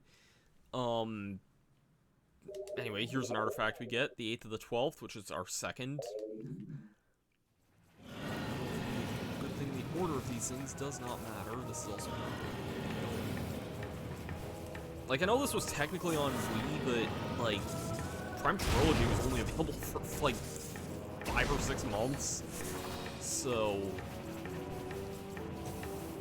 I'm pretty sure this was, like, the best-selling game in the eShop for a few days. I don't know if it still is or not, but it was selling, like, hotcakes on the eShop, which is definitely something I like to see. A lot of people will get a chance to play this game for the first time, and that really does put a smile on my face, you know?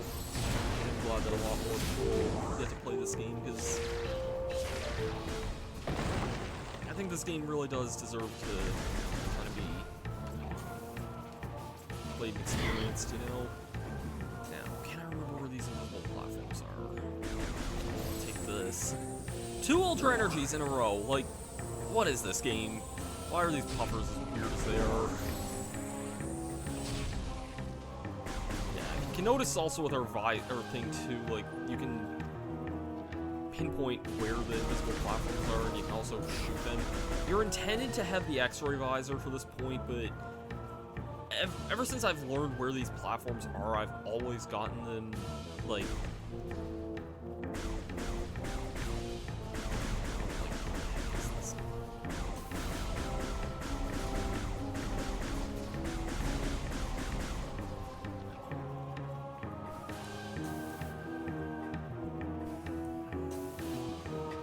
there we go. Over here, and miss.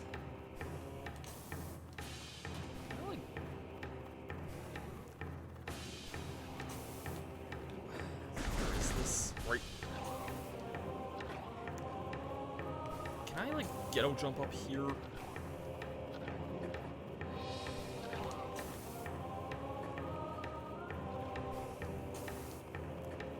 Where is this?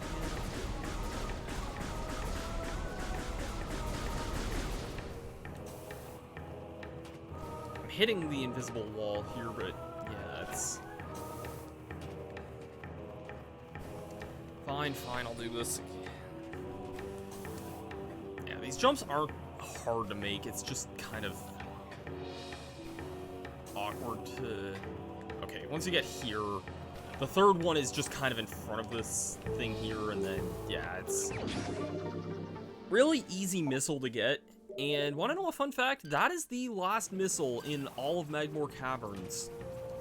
You do not get a single other missile. There's the one through that door there, there's this one, and then there's the one that's closer to, like, the Fendrana elevator there. It's not the room where it is, but you know what I mean, the one where you had to morph ball on top there. There are other items in here, but yeah, Fendrana Drift, or Magmore Caverns items are kind of scarce, honestly. You don't really collect a whole lot here.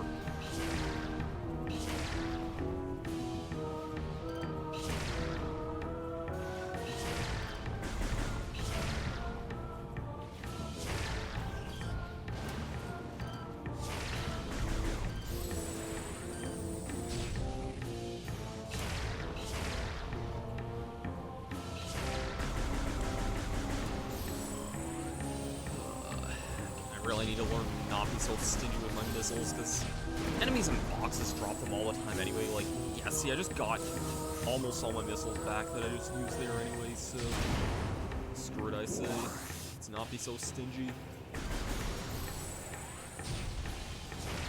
It'll be nice. Excuse me, it'll be nice once I get super missiles, because those just destroy enemies like crazy.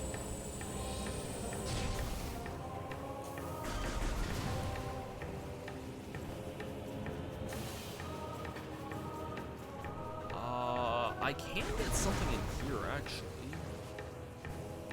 I forgot all about this for a second, but yeah, I can get...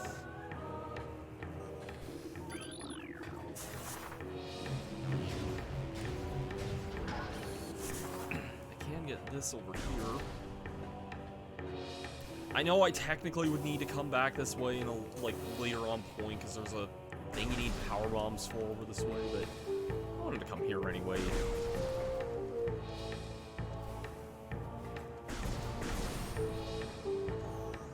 Because why not? This floor has been Magnesium, but there is in fact another Chozo artifact here.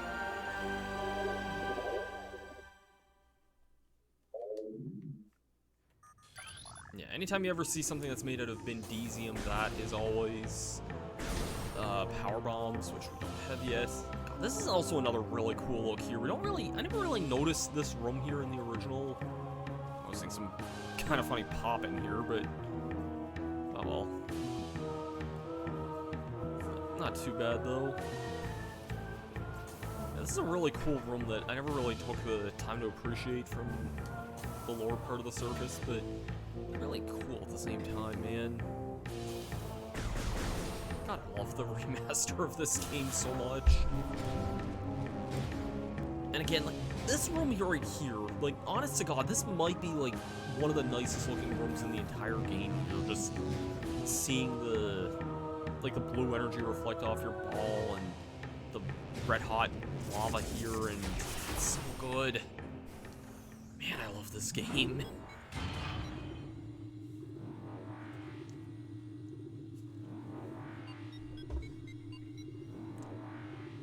I'm surprised the hint messages haven't really been kicking in yet, but then again, I guess if you know where you're going, the hint messages don't really kick in. I thought they kicked in a lot in the original, but I guess maybe not.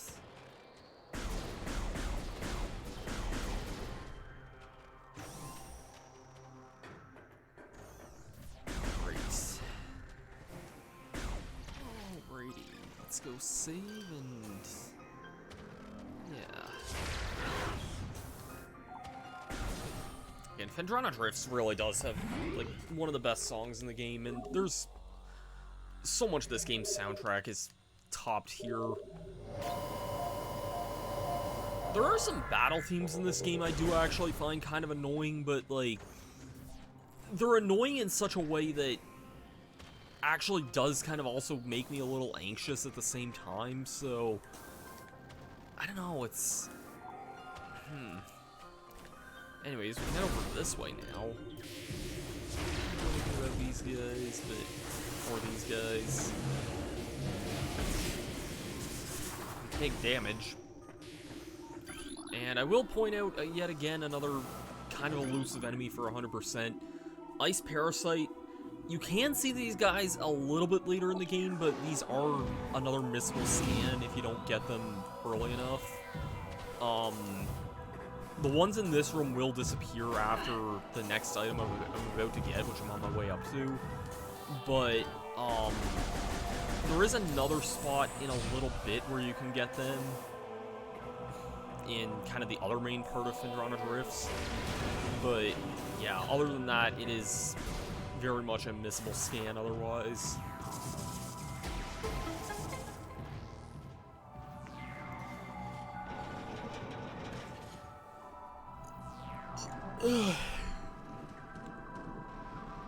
Sorry, I don't know why I got really tired all of a sudden. But, yeah.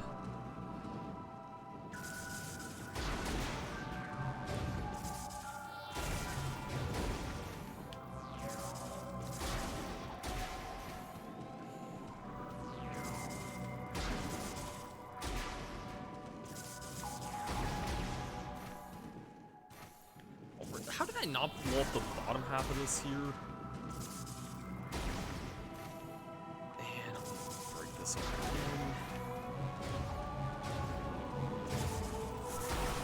Alright, who's ready to fight a very, very, very pissed off mommy here? Oh no, of course there's a booby trap there, why not? Okay, we got some Shigeths here. I didn't really talk about these guys too much before. I usually try to ignore these guys if I can, because they can here. 7 missiles to expose their weak spot. Good God. Freaking hard mode, man.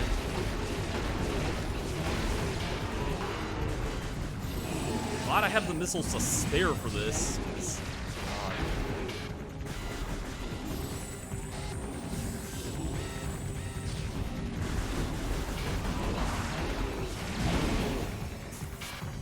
what am I doing with these freaking buttons here? Oh my god, okay, no.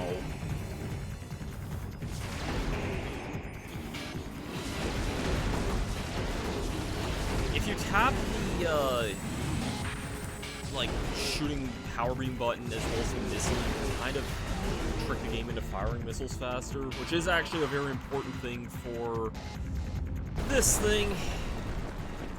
This is the fully adult Shigeth, and she is pissed off.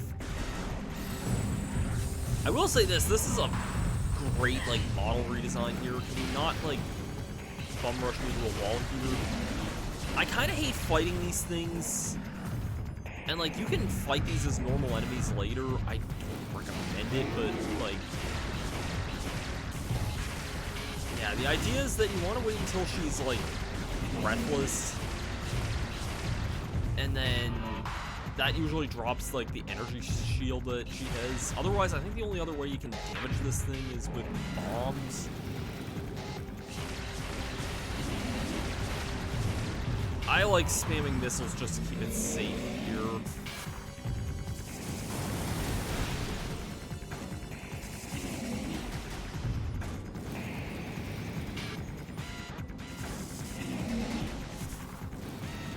Something I'm immediately regretting not doing, but whatever. I think she's almost dead. Yeah, there we go. There we go. He took down an angry mommy. That's not a missable scan or anything. You can fight these as normal enemies later.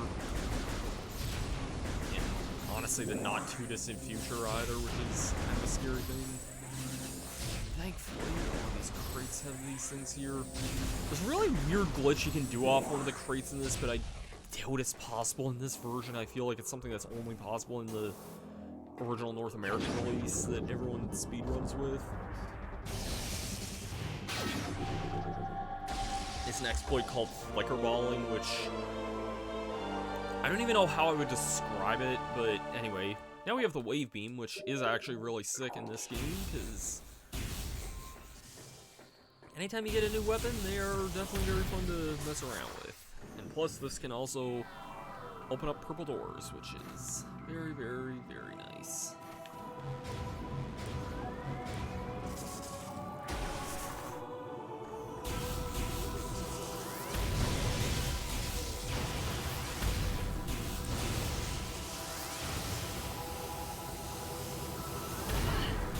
Charging up, I gotta remember that these pulse bomber enemies will be tracking to me, so got sick of that.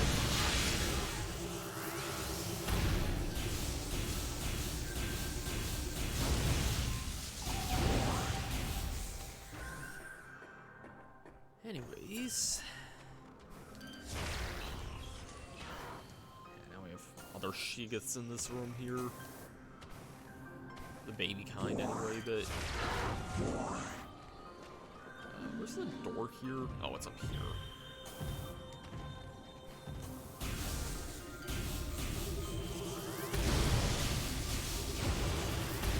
Yeah, these explosive effects here are a lot better than the original as well, I find. There's just a lot of, like, really cool effects that they add in this version of the game, man. Once again, very, very easy to miss enemy here, so let's make it extinct before it put it out of its misery. There's also another scan. I mean, well, first of all, there's Chosen of War here. Now, remember my missile button here. Some more here, and over here there is a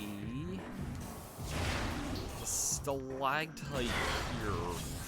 This is another, like, thing you'll want to scan at some point. I'm pretty sure this does count for a thing in the scan log. I want to scan one of these anyway. I think those, like, are kind of a finite thing, similar to the missile doors, where you can't really... You should scan at least one of them before all of them are destroyed, but... Yeah, if I can show this off here, there's another thing we'll want to keep in mind for later. That's a very funky looking item. Can't get it, though. It's trapped under ice. Need the hottest substance in the world to melt that. God, I love Heat Beam, man.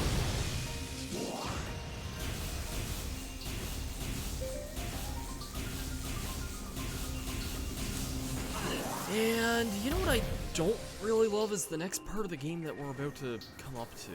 And again, I don't know anybody who even does like this next part of the game, so that'll be fun to deal with, am I right? That's why we got this funky music again.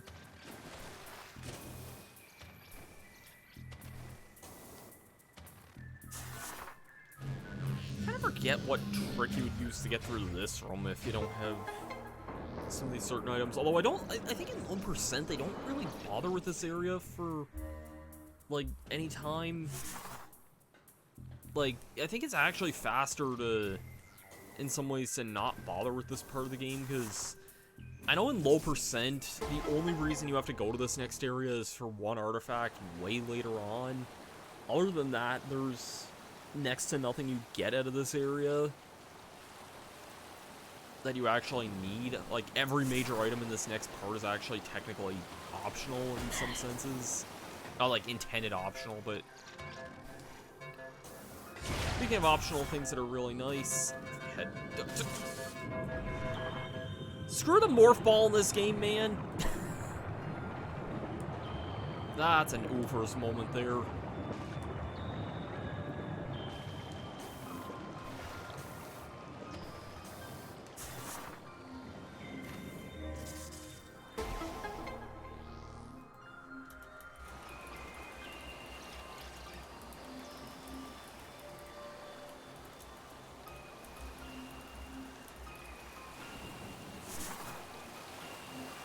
What that was there. Screw you, flicker bats.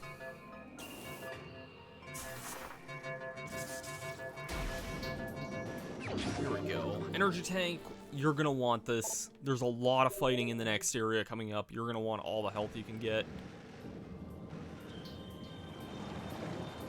Oh, I didn't want to fall down again. I am kind of feeling a little bit tired. I'll see if I can make some progress in this next area here. I don't think it's too bad anymore. I used to hate this part of the game, but I don't think it's that bad anymore.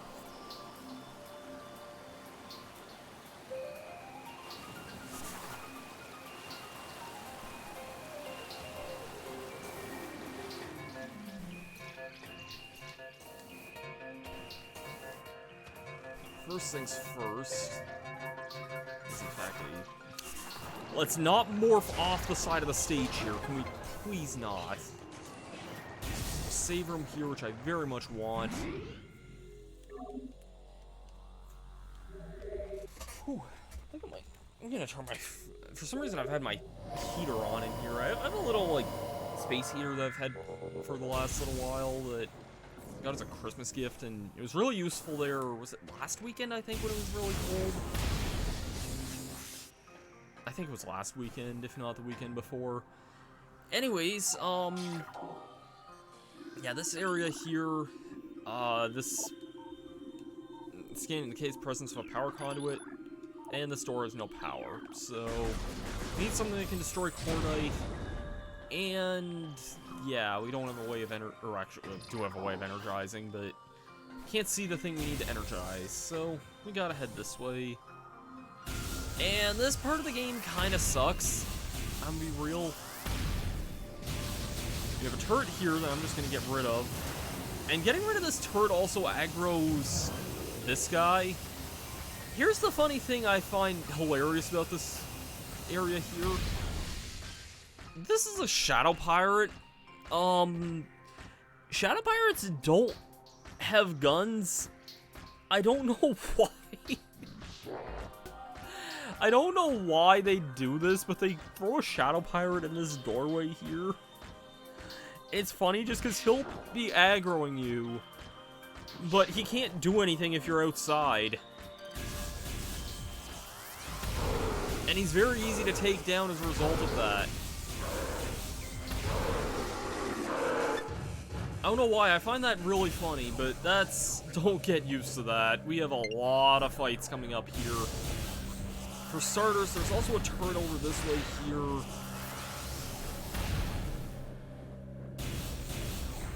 Trying to take, yeah, there we go.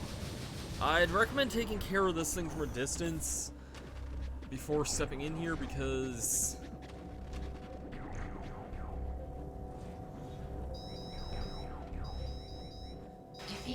how dare this lock the door here.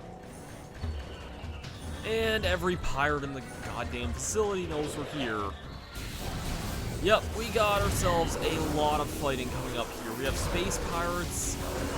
These guys are rough to deal with in groups. Like, oh my god, like,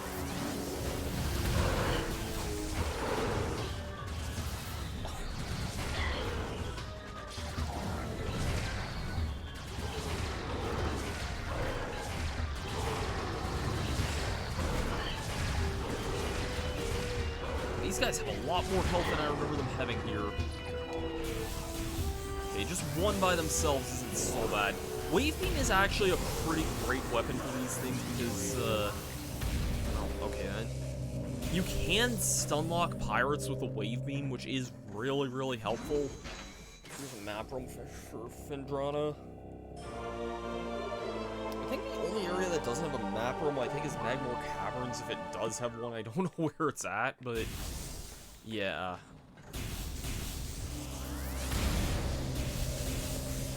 I already lost one full energy tank here. There is a save point halfway through the mines, or halfway through the, not the mines, definitely not there yet. There's a save point halfway through the Space Pirate Research Facility. This is where they're researching the crap on Talon 4, and it's, not really a great place to be through. And the minute we destroy this force field here, we're gonna get ambushed by a number of shit here.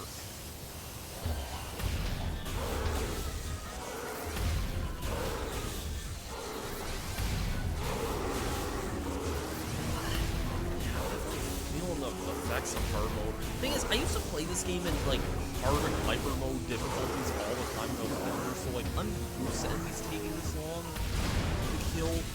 If anything, I find it a little odd playing this game on, like, the, like, normal difficulties now, because enemies die, like, way, way, way faster. Anytime you see these red things here, these are all, like, pirate logs here. These are actually important for 100%. You will need to get all these in the game for the scan logs. The other ones are just supplementary scans. They're not really that important, but they can provide some funny little details and whatnot. I don't think I've ever actually really bothered, like, scanning everything and reading everything, but it's some nice stuff to read to get some extra, like, supplementary material.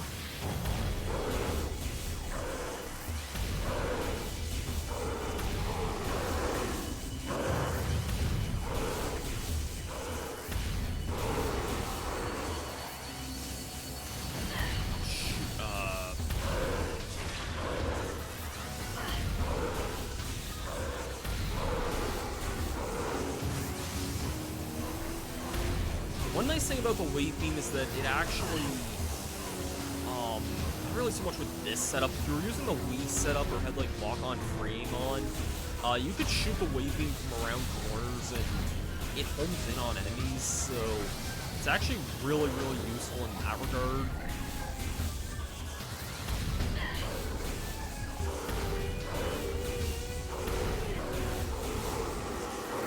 I think that's every enemy in this area.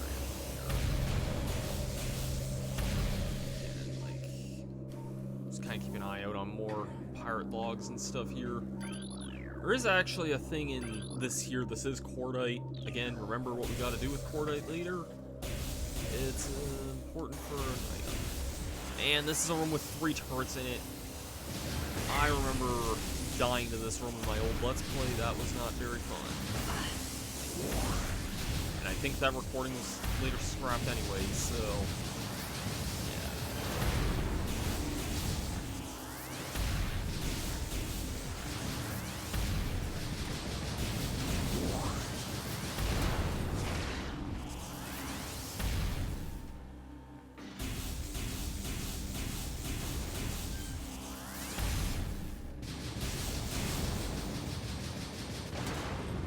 I don't think the turrets have that, like, haywire attack at the end. These guys have guns anyway, not much sense aggroing them from the door here. Come at me anyway.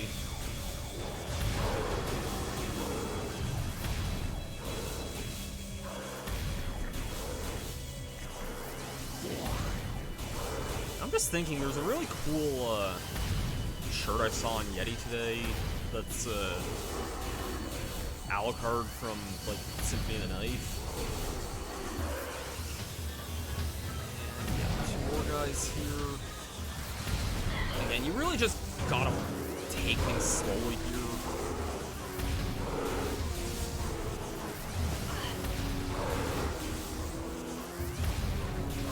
Peek around the corner whenever you can. If it's a one-on-one, you can just stun lock the enemies to death. That's not too bad, but yeah. Anyways, time for a...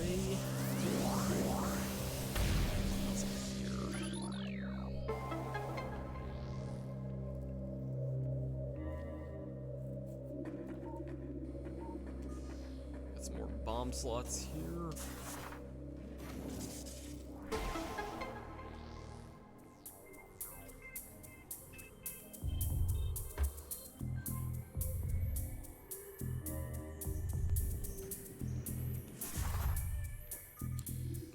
Once again, like, any of the red computers have pirate lore in them as well. I might, like, at the end of the, like, stream series, I might take some time to read out all the lore and all the story that's kind of been going on.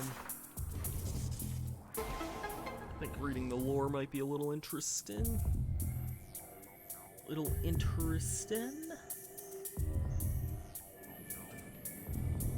Anyways, now that these spinners are active here, spin these down.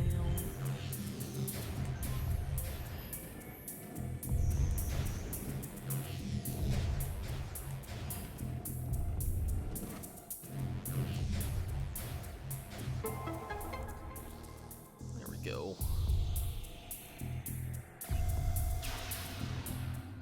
This is a really cool scene here, because this just lights up with a nice big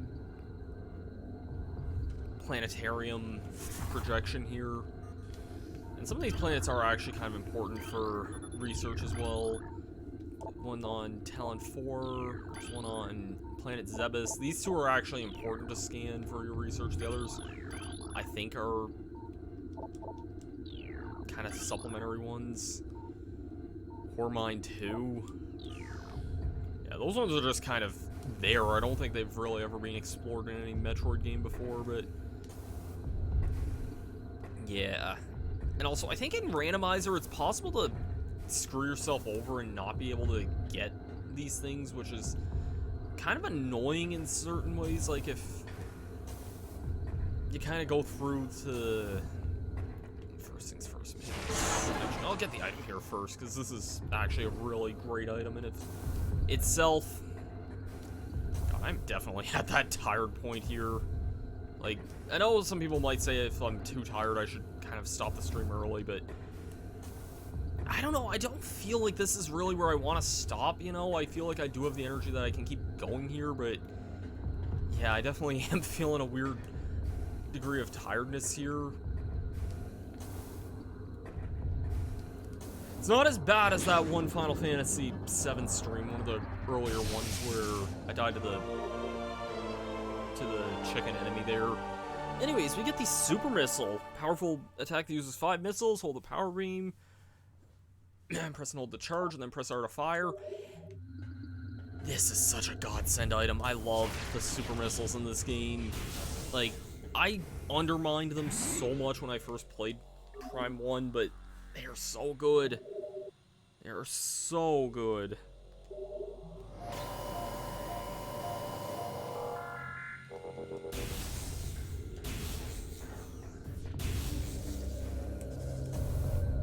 they work great in combat.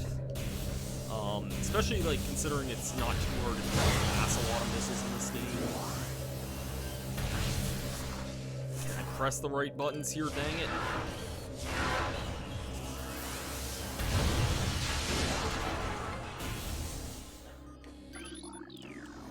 Anyways, there's a control tower here.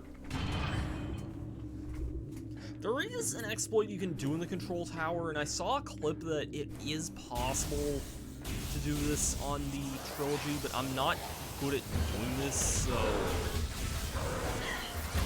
yeah, I'm not really even gonna try, because I don't know how to do this, but when I read a hint earlier about an artifact that was like, improved built something at top 100 on grips, that is actually a hint to this room here.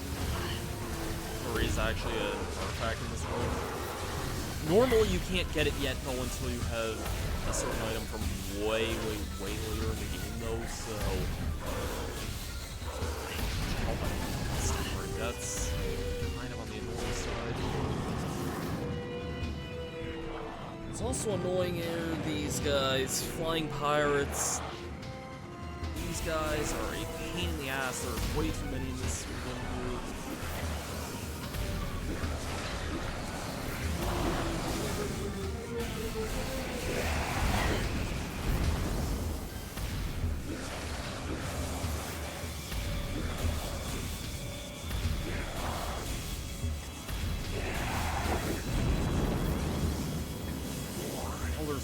More flying pirates where that came from. Where the fuck are they? There's one. Yeah, now there's 3 in this room here.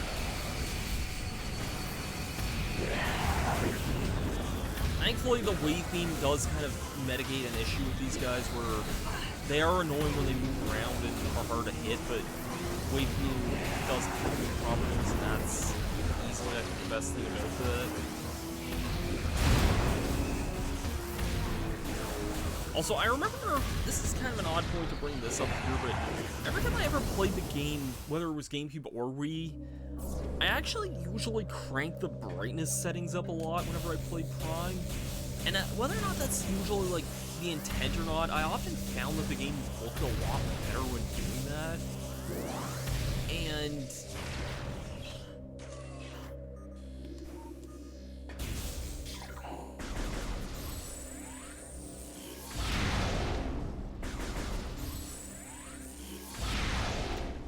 okay, fine, just not gonna let me have a lot of other things here then, I guess. I often did find that the game looked a lot better whenever the brightness was cranked, but at the same time, I don't think that's really the intent for how the game looked or whatever. I know this room here with the brightness cranked, the sky was just completely white, and that was often kind of hard to see, and the radar would often blend in, and yeah, I remember this being like kind of the one room where it was kind of awkward to do that, but I don't know, I just often felt like the game looked a lot better that way. Anyways, got some health back there at least. This area does get a lot worse though in some ways.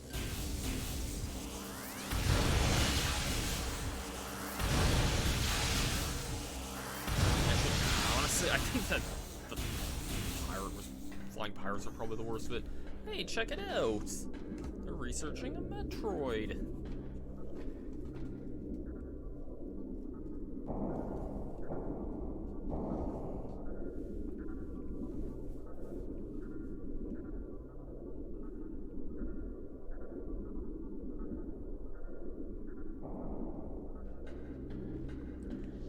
And I didn't know this until pretty recently, but if we just kind of leave this Metroid alone, it doesn't really do much. It's not until we start actually attacking it. So let's attack it.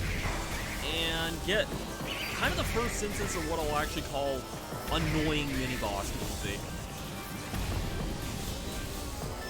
The song plays at other points in the game too, but like... Actually, no, correction. Or not even mini-boss, just annoying battle music. I'd say like the Space Pirate battle theme is also annoying as well, if I'm being honest.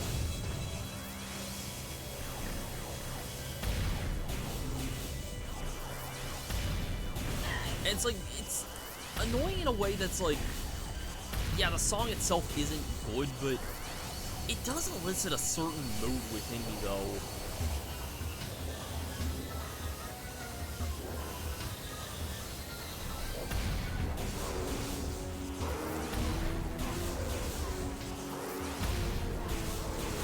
Like, it's a certain mood that does still manage to make me, like, actually somewhat anxious.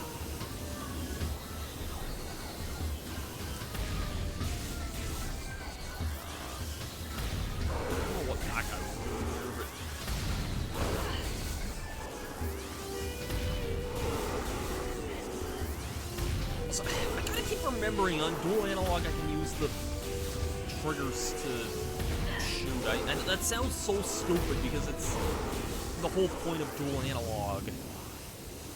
Like using the left and right triggers in order to, or the right trigger specifically in order to shoot, but I don't know, man. It's kind of dumb that I forget these things, but anyways, just gotta be very careful.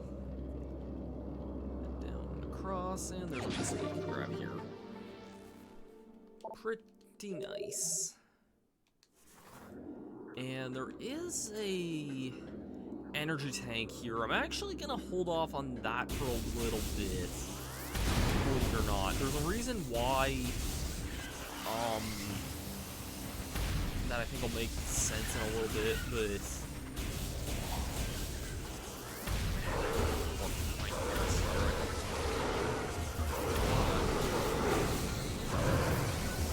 where he is, there he is.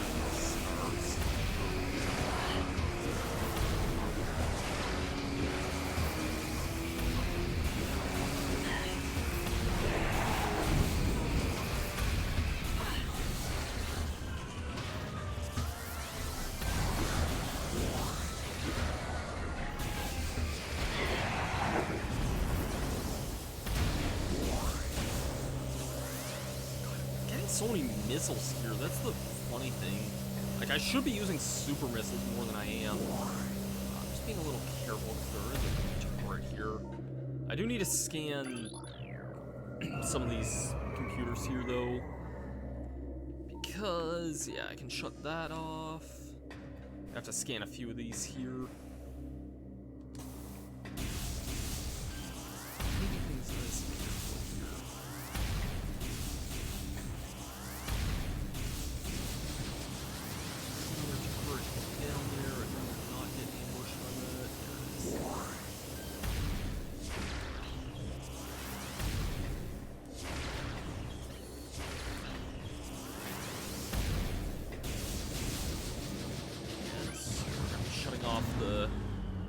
Power to all these things guarding this thing.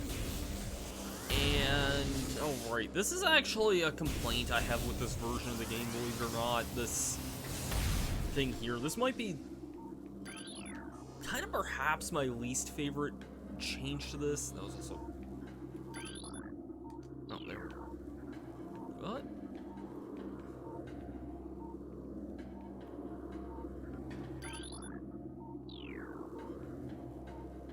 Why is this?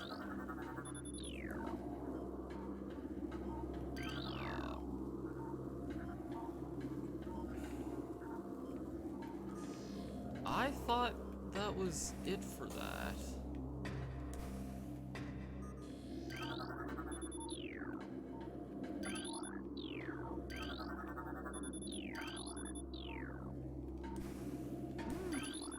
Oh. Okay, I thought I got all the things there, but okay then. Anyways, yeah, they were guarding the thermal visor this whole time. I'm not crazy for this item in this game, if I'm being honest. I mean, I've never been crazy about the thermal visor in general, but in Remastered, I don't like this item a whole lot. Because it now powers this whole station off, and we're gonna get ambushed by Shadow Pirates. Thankfully, I don't find Shadow Pirates as difficult as normal Space Pirates, because these guys actually don't carry guns at all. They are probably the least harmful type of pirate, if I'm being honest, because... Okay, why am I struggling to... Okay, I'm, like, why am I having a hard time hitting these guys?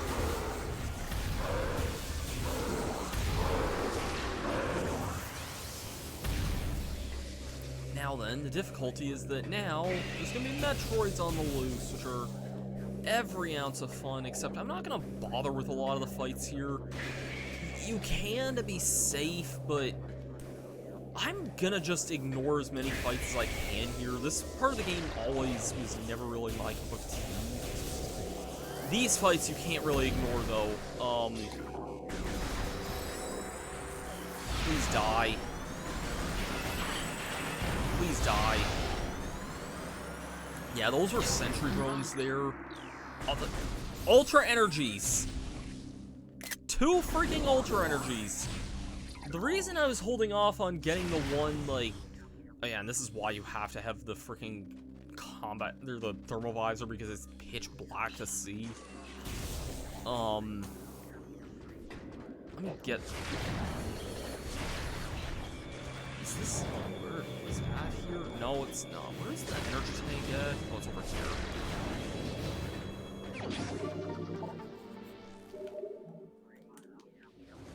You might be hearing some pretty garbo music here. There is also a turret around here, but it's weird because we destroyed the turret, I thought, but...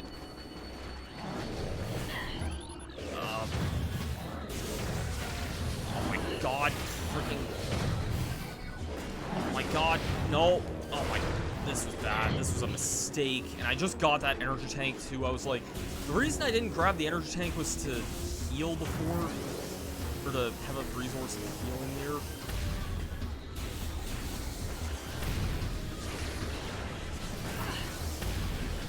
Let me in, let me in, let me in, let me in. Oh my god.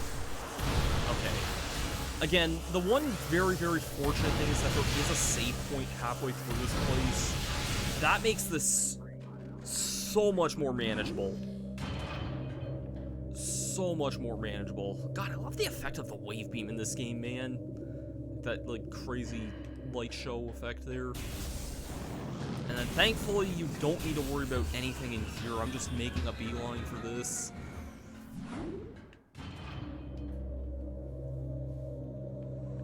Oh, man.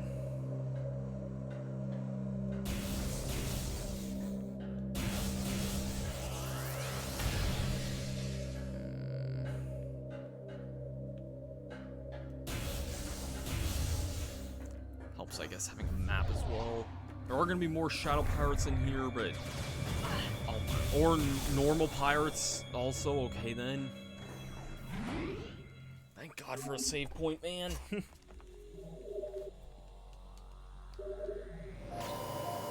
I would like to at least take care of the boss, and then probably call it a segment there. I think that is within reason here, but... Oh, shoot. Of course I messed up that landing there, but oh well. Getting out of here, I think that's...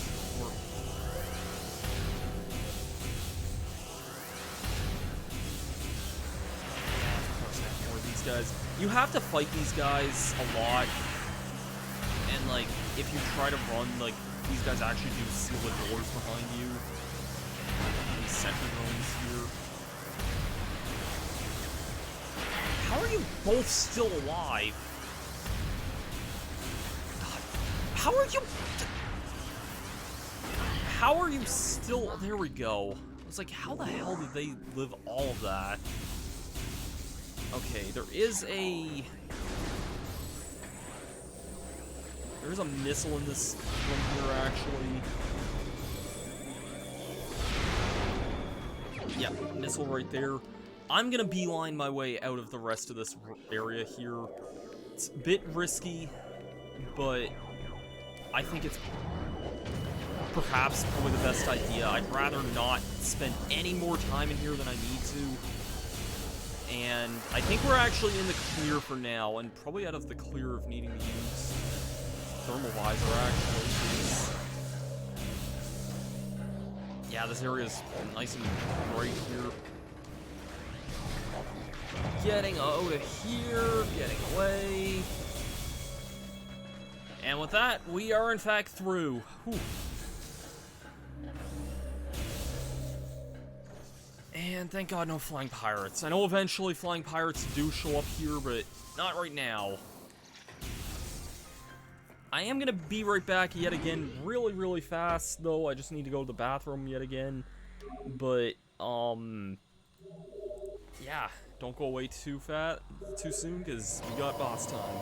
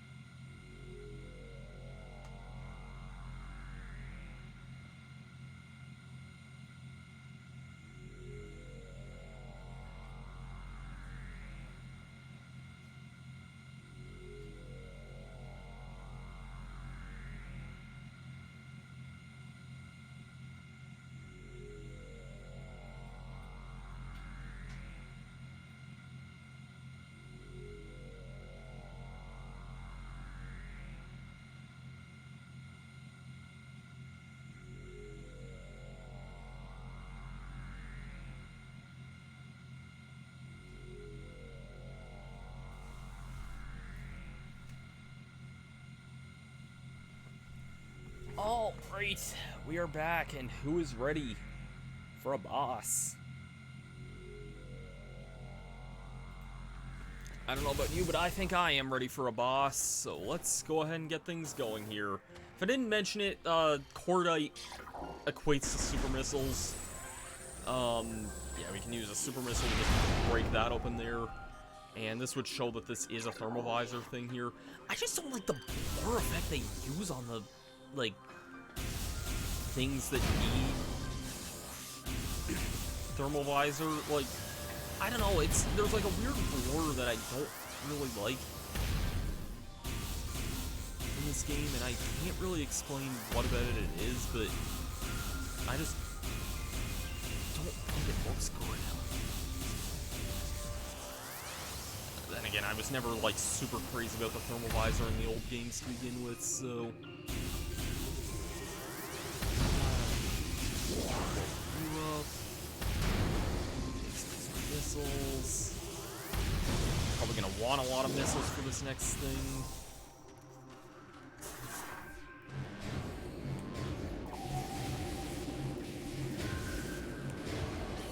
Time to see how this is gonna play on hard mode here.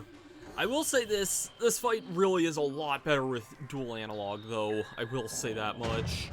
Let's go.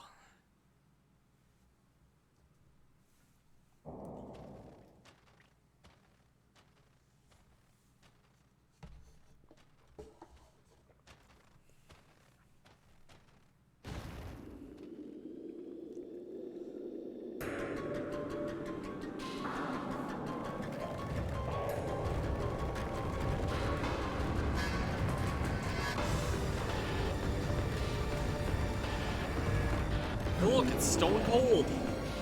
Totally Steve Austin here. Let's go. Just this weird faceless rock golem thing. This is Thardus. An animated sentient creature, stone charged with phazon radiation. Phazon radiation given off by Thardus negates auto-targeting systems running lock-on. It may be possible to acquire alternate targets with different visor. Chaotic nature of phazon irritation leads to instability structure, blah blah blah. Thardus can Case target's nice. Its colossal size makes it a formidable opponent. That basically gives you the hint.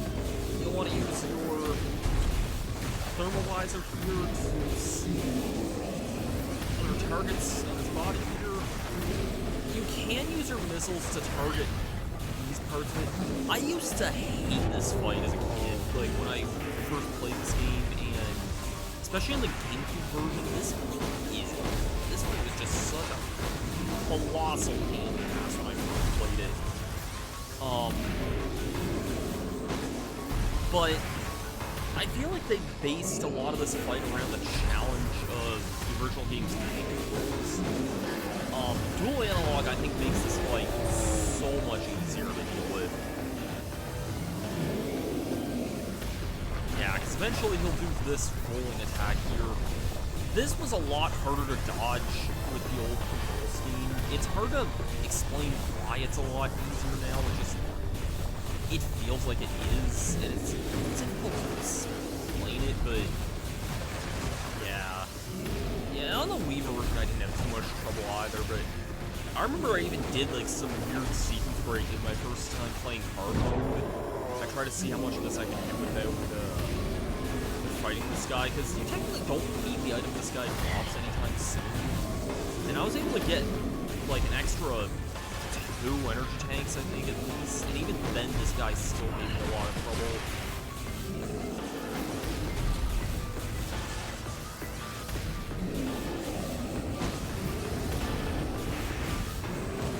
So just eventually... You technically don't need the item that this guy, like, give you, but it was something that eventually I did need on a casual basis here. Attack, yeah. Keep rolling, rolling, rolling, rolling. Keep rolling, rolling, rolling, rolling. Freaking biscuit now. Kind of shows you how far into the stream and past my sense of mind that I have gone here now, but yeah. I'm using Wave Beam now. I will be using Super Missiles in a bit, but yeah.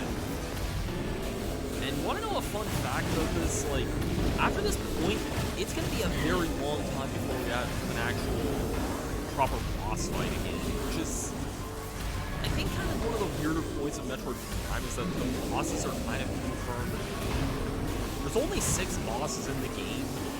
One of them is Parasite Beam, which is at the very beginning, and Hydra is also basically at the beginning. There's Stardust here, who's not really like much of a, I don't know. Anyways, this is kind of the annoying part of the Tharnus fight, though, is whenever he does this, he likes to use Blizzard here, and this actually gets kind of on the annoying side. Now we can't see shit. This is where I am going to start using Super Missiles. On normal, one Super Missile is enough to end this phase here, which I do like. To, like, end, like, the... I don't know if that actually hit him there. That didn't either. Or maybe it did?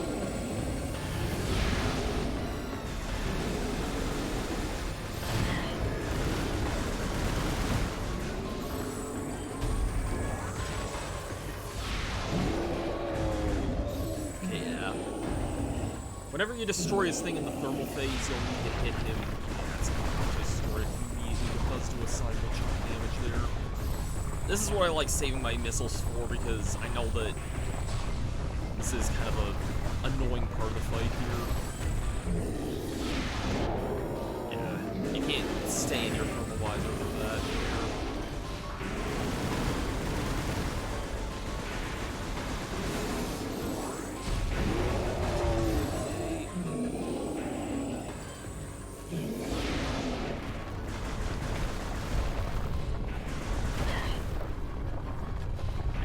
I'm not doing too bad now, though. Like, again, this fight, I can do it on the GameCube controls, but, like, this definitely, I think, is one of the hardest parts of the original GameCube release, anyway. That whip like crazy, because decided to punch in the middle of that there.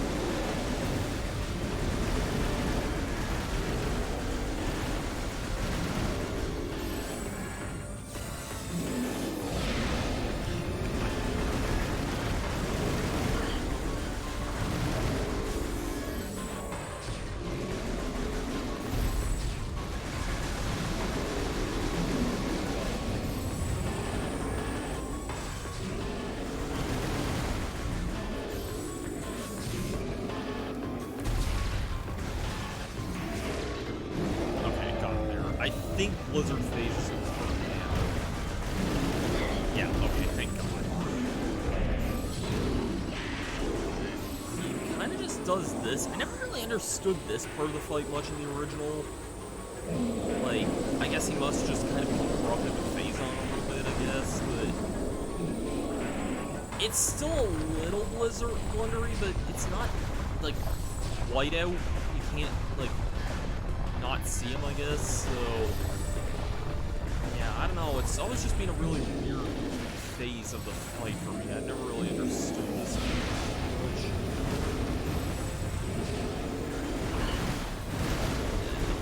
Can I dodge these rocks here?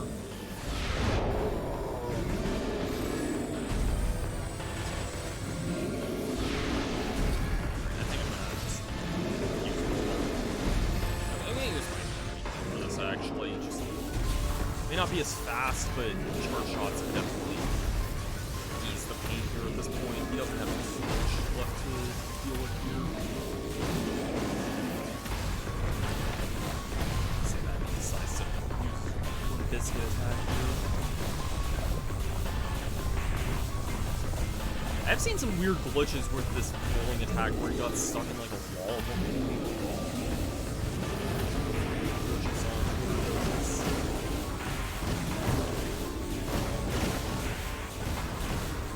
This fight's nowhere near as hard as it once was, in my opinion.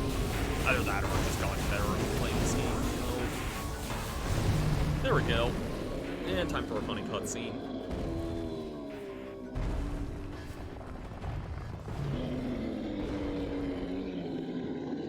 So yeah, he just falls over.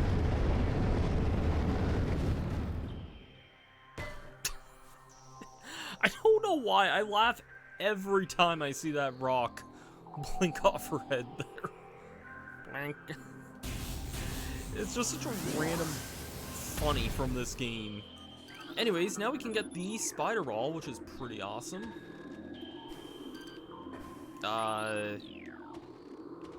Yeah. This probably is gonna be just about it for the stream here, but I played pretty good progress up to this point, though, having the spider ball now. One thing about this is that, once you get the spider ball, you'll have to remember to scan the magnetic railing, because there is a thing that you get, and this is not where I wanted to be at all. This is where I want to go. But yeah, you do need to get the spider ball here, because yeah.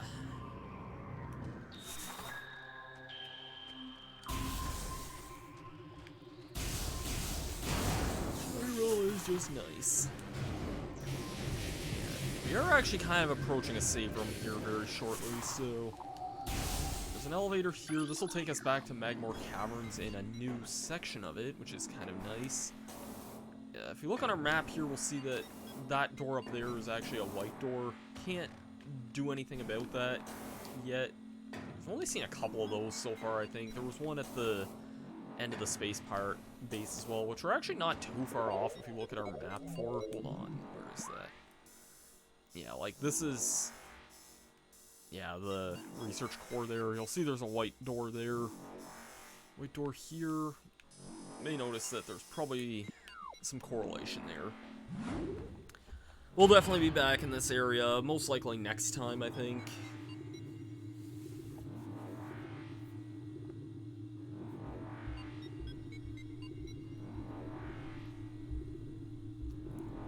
So yeah, let's return to Magmar Caverns, and one little funny you can also do here is that if you're in between a blast door and a wave beam door, which there's also something like this in the Pyre facility as well that you can do this, you can actually just kind of bounce shots off these things, because it's like playing ping pong.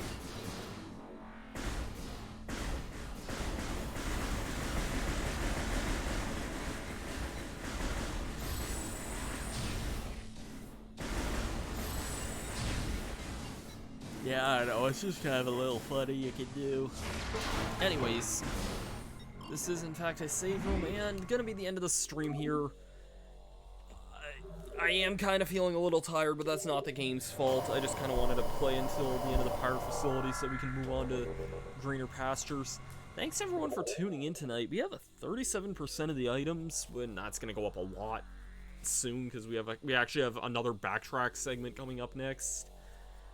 And yeah, thank you everyone for tuning in tonight. It's been a lot of fun revisiting Metroid Prime, and I'm gonna play...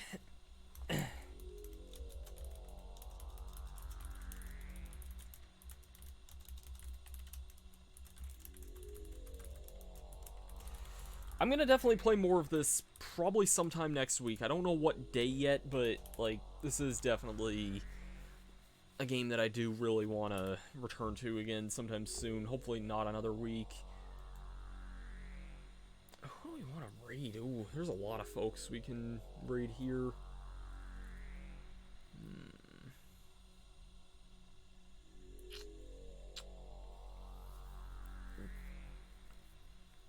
We raid Bubble a lot, but I know she's streaming right now. Yeah, let's raid Bubble, I guess. Why not?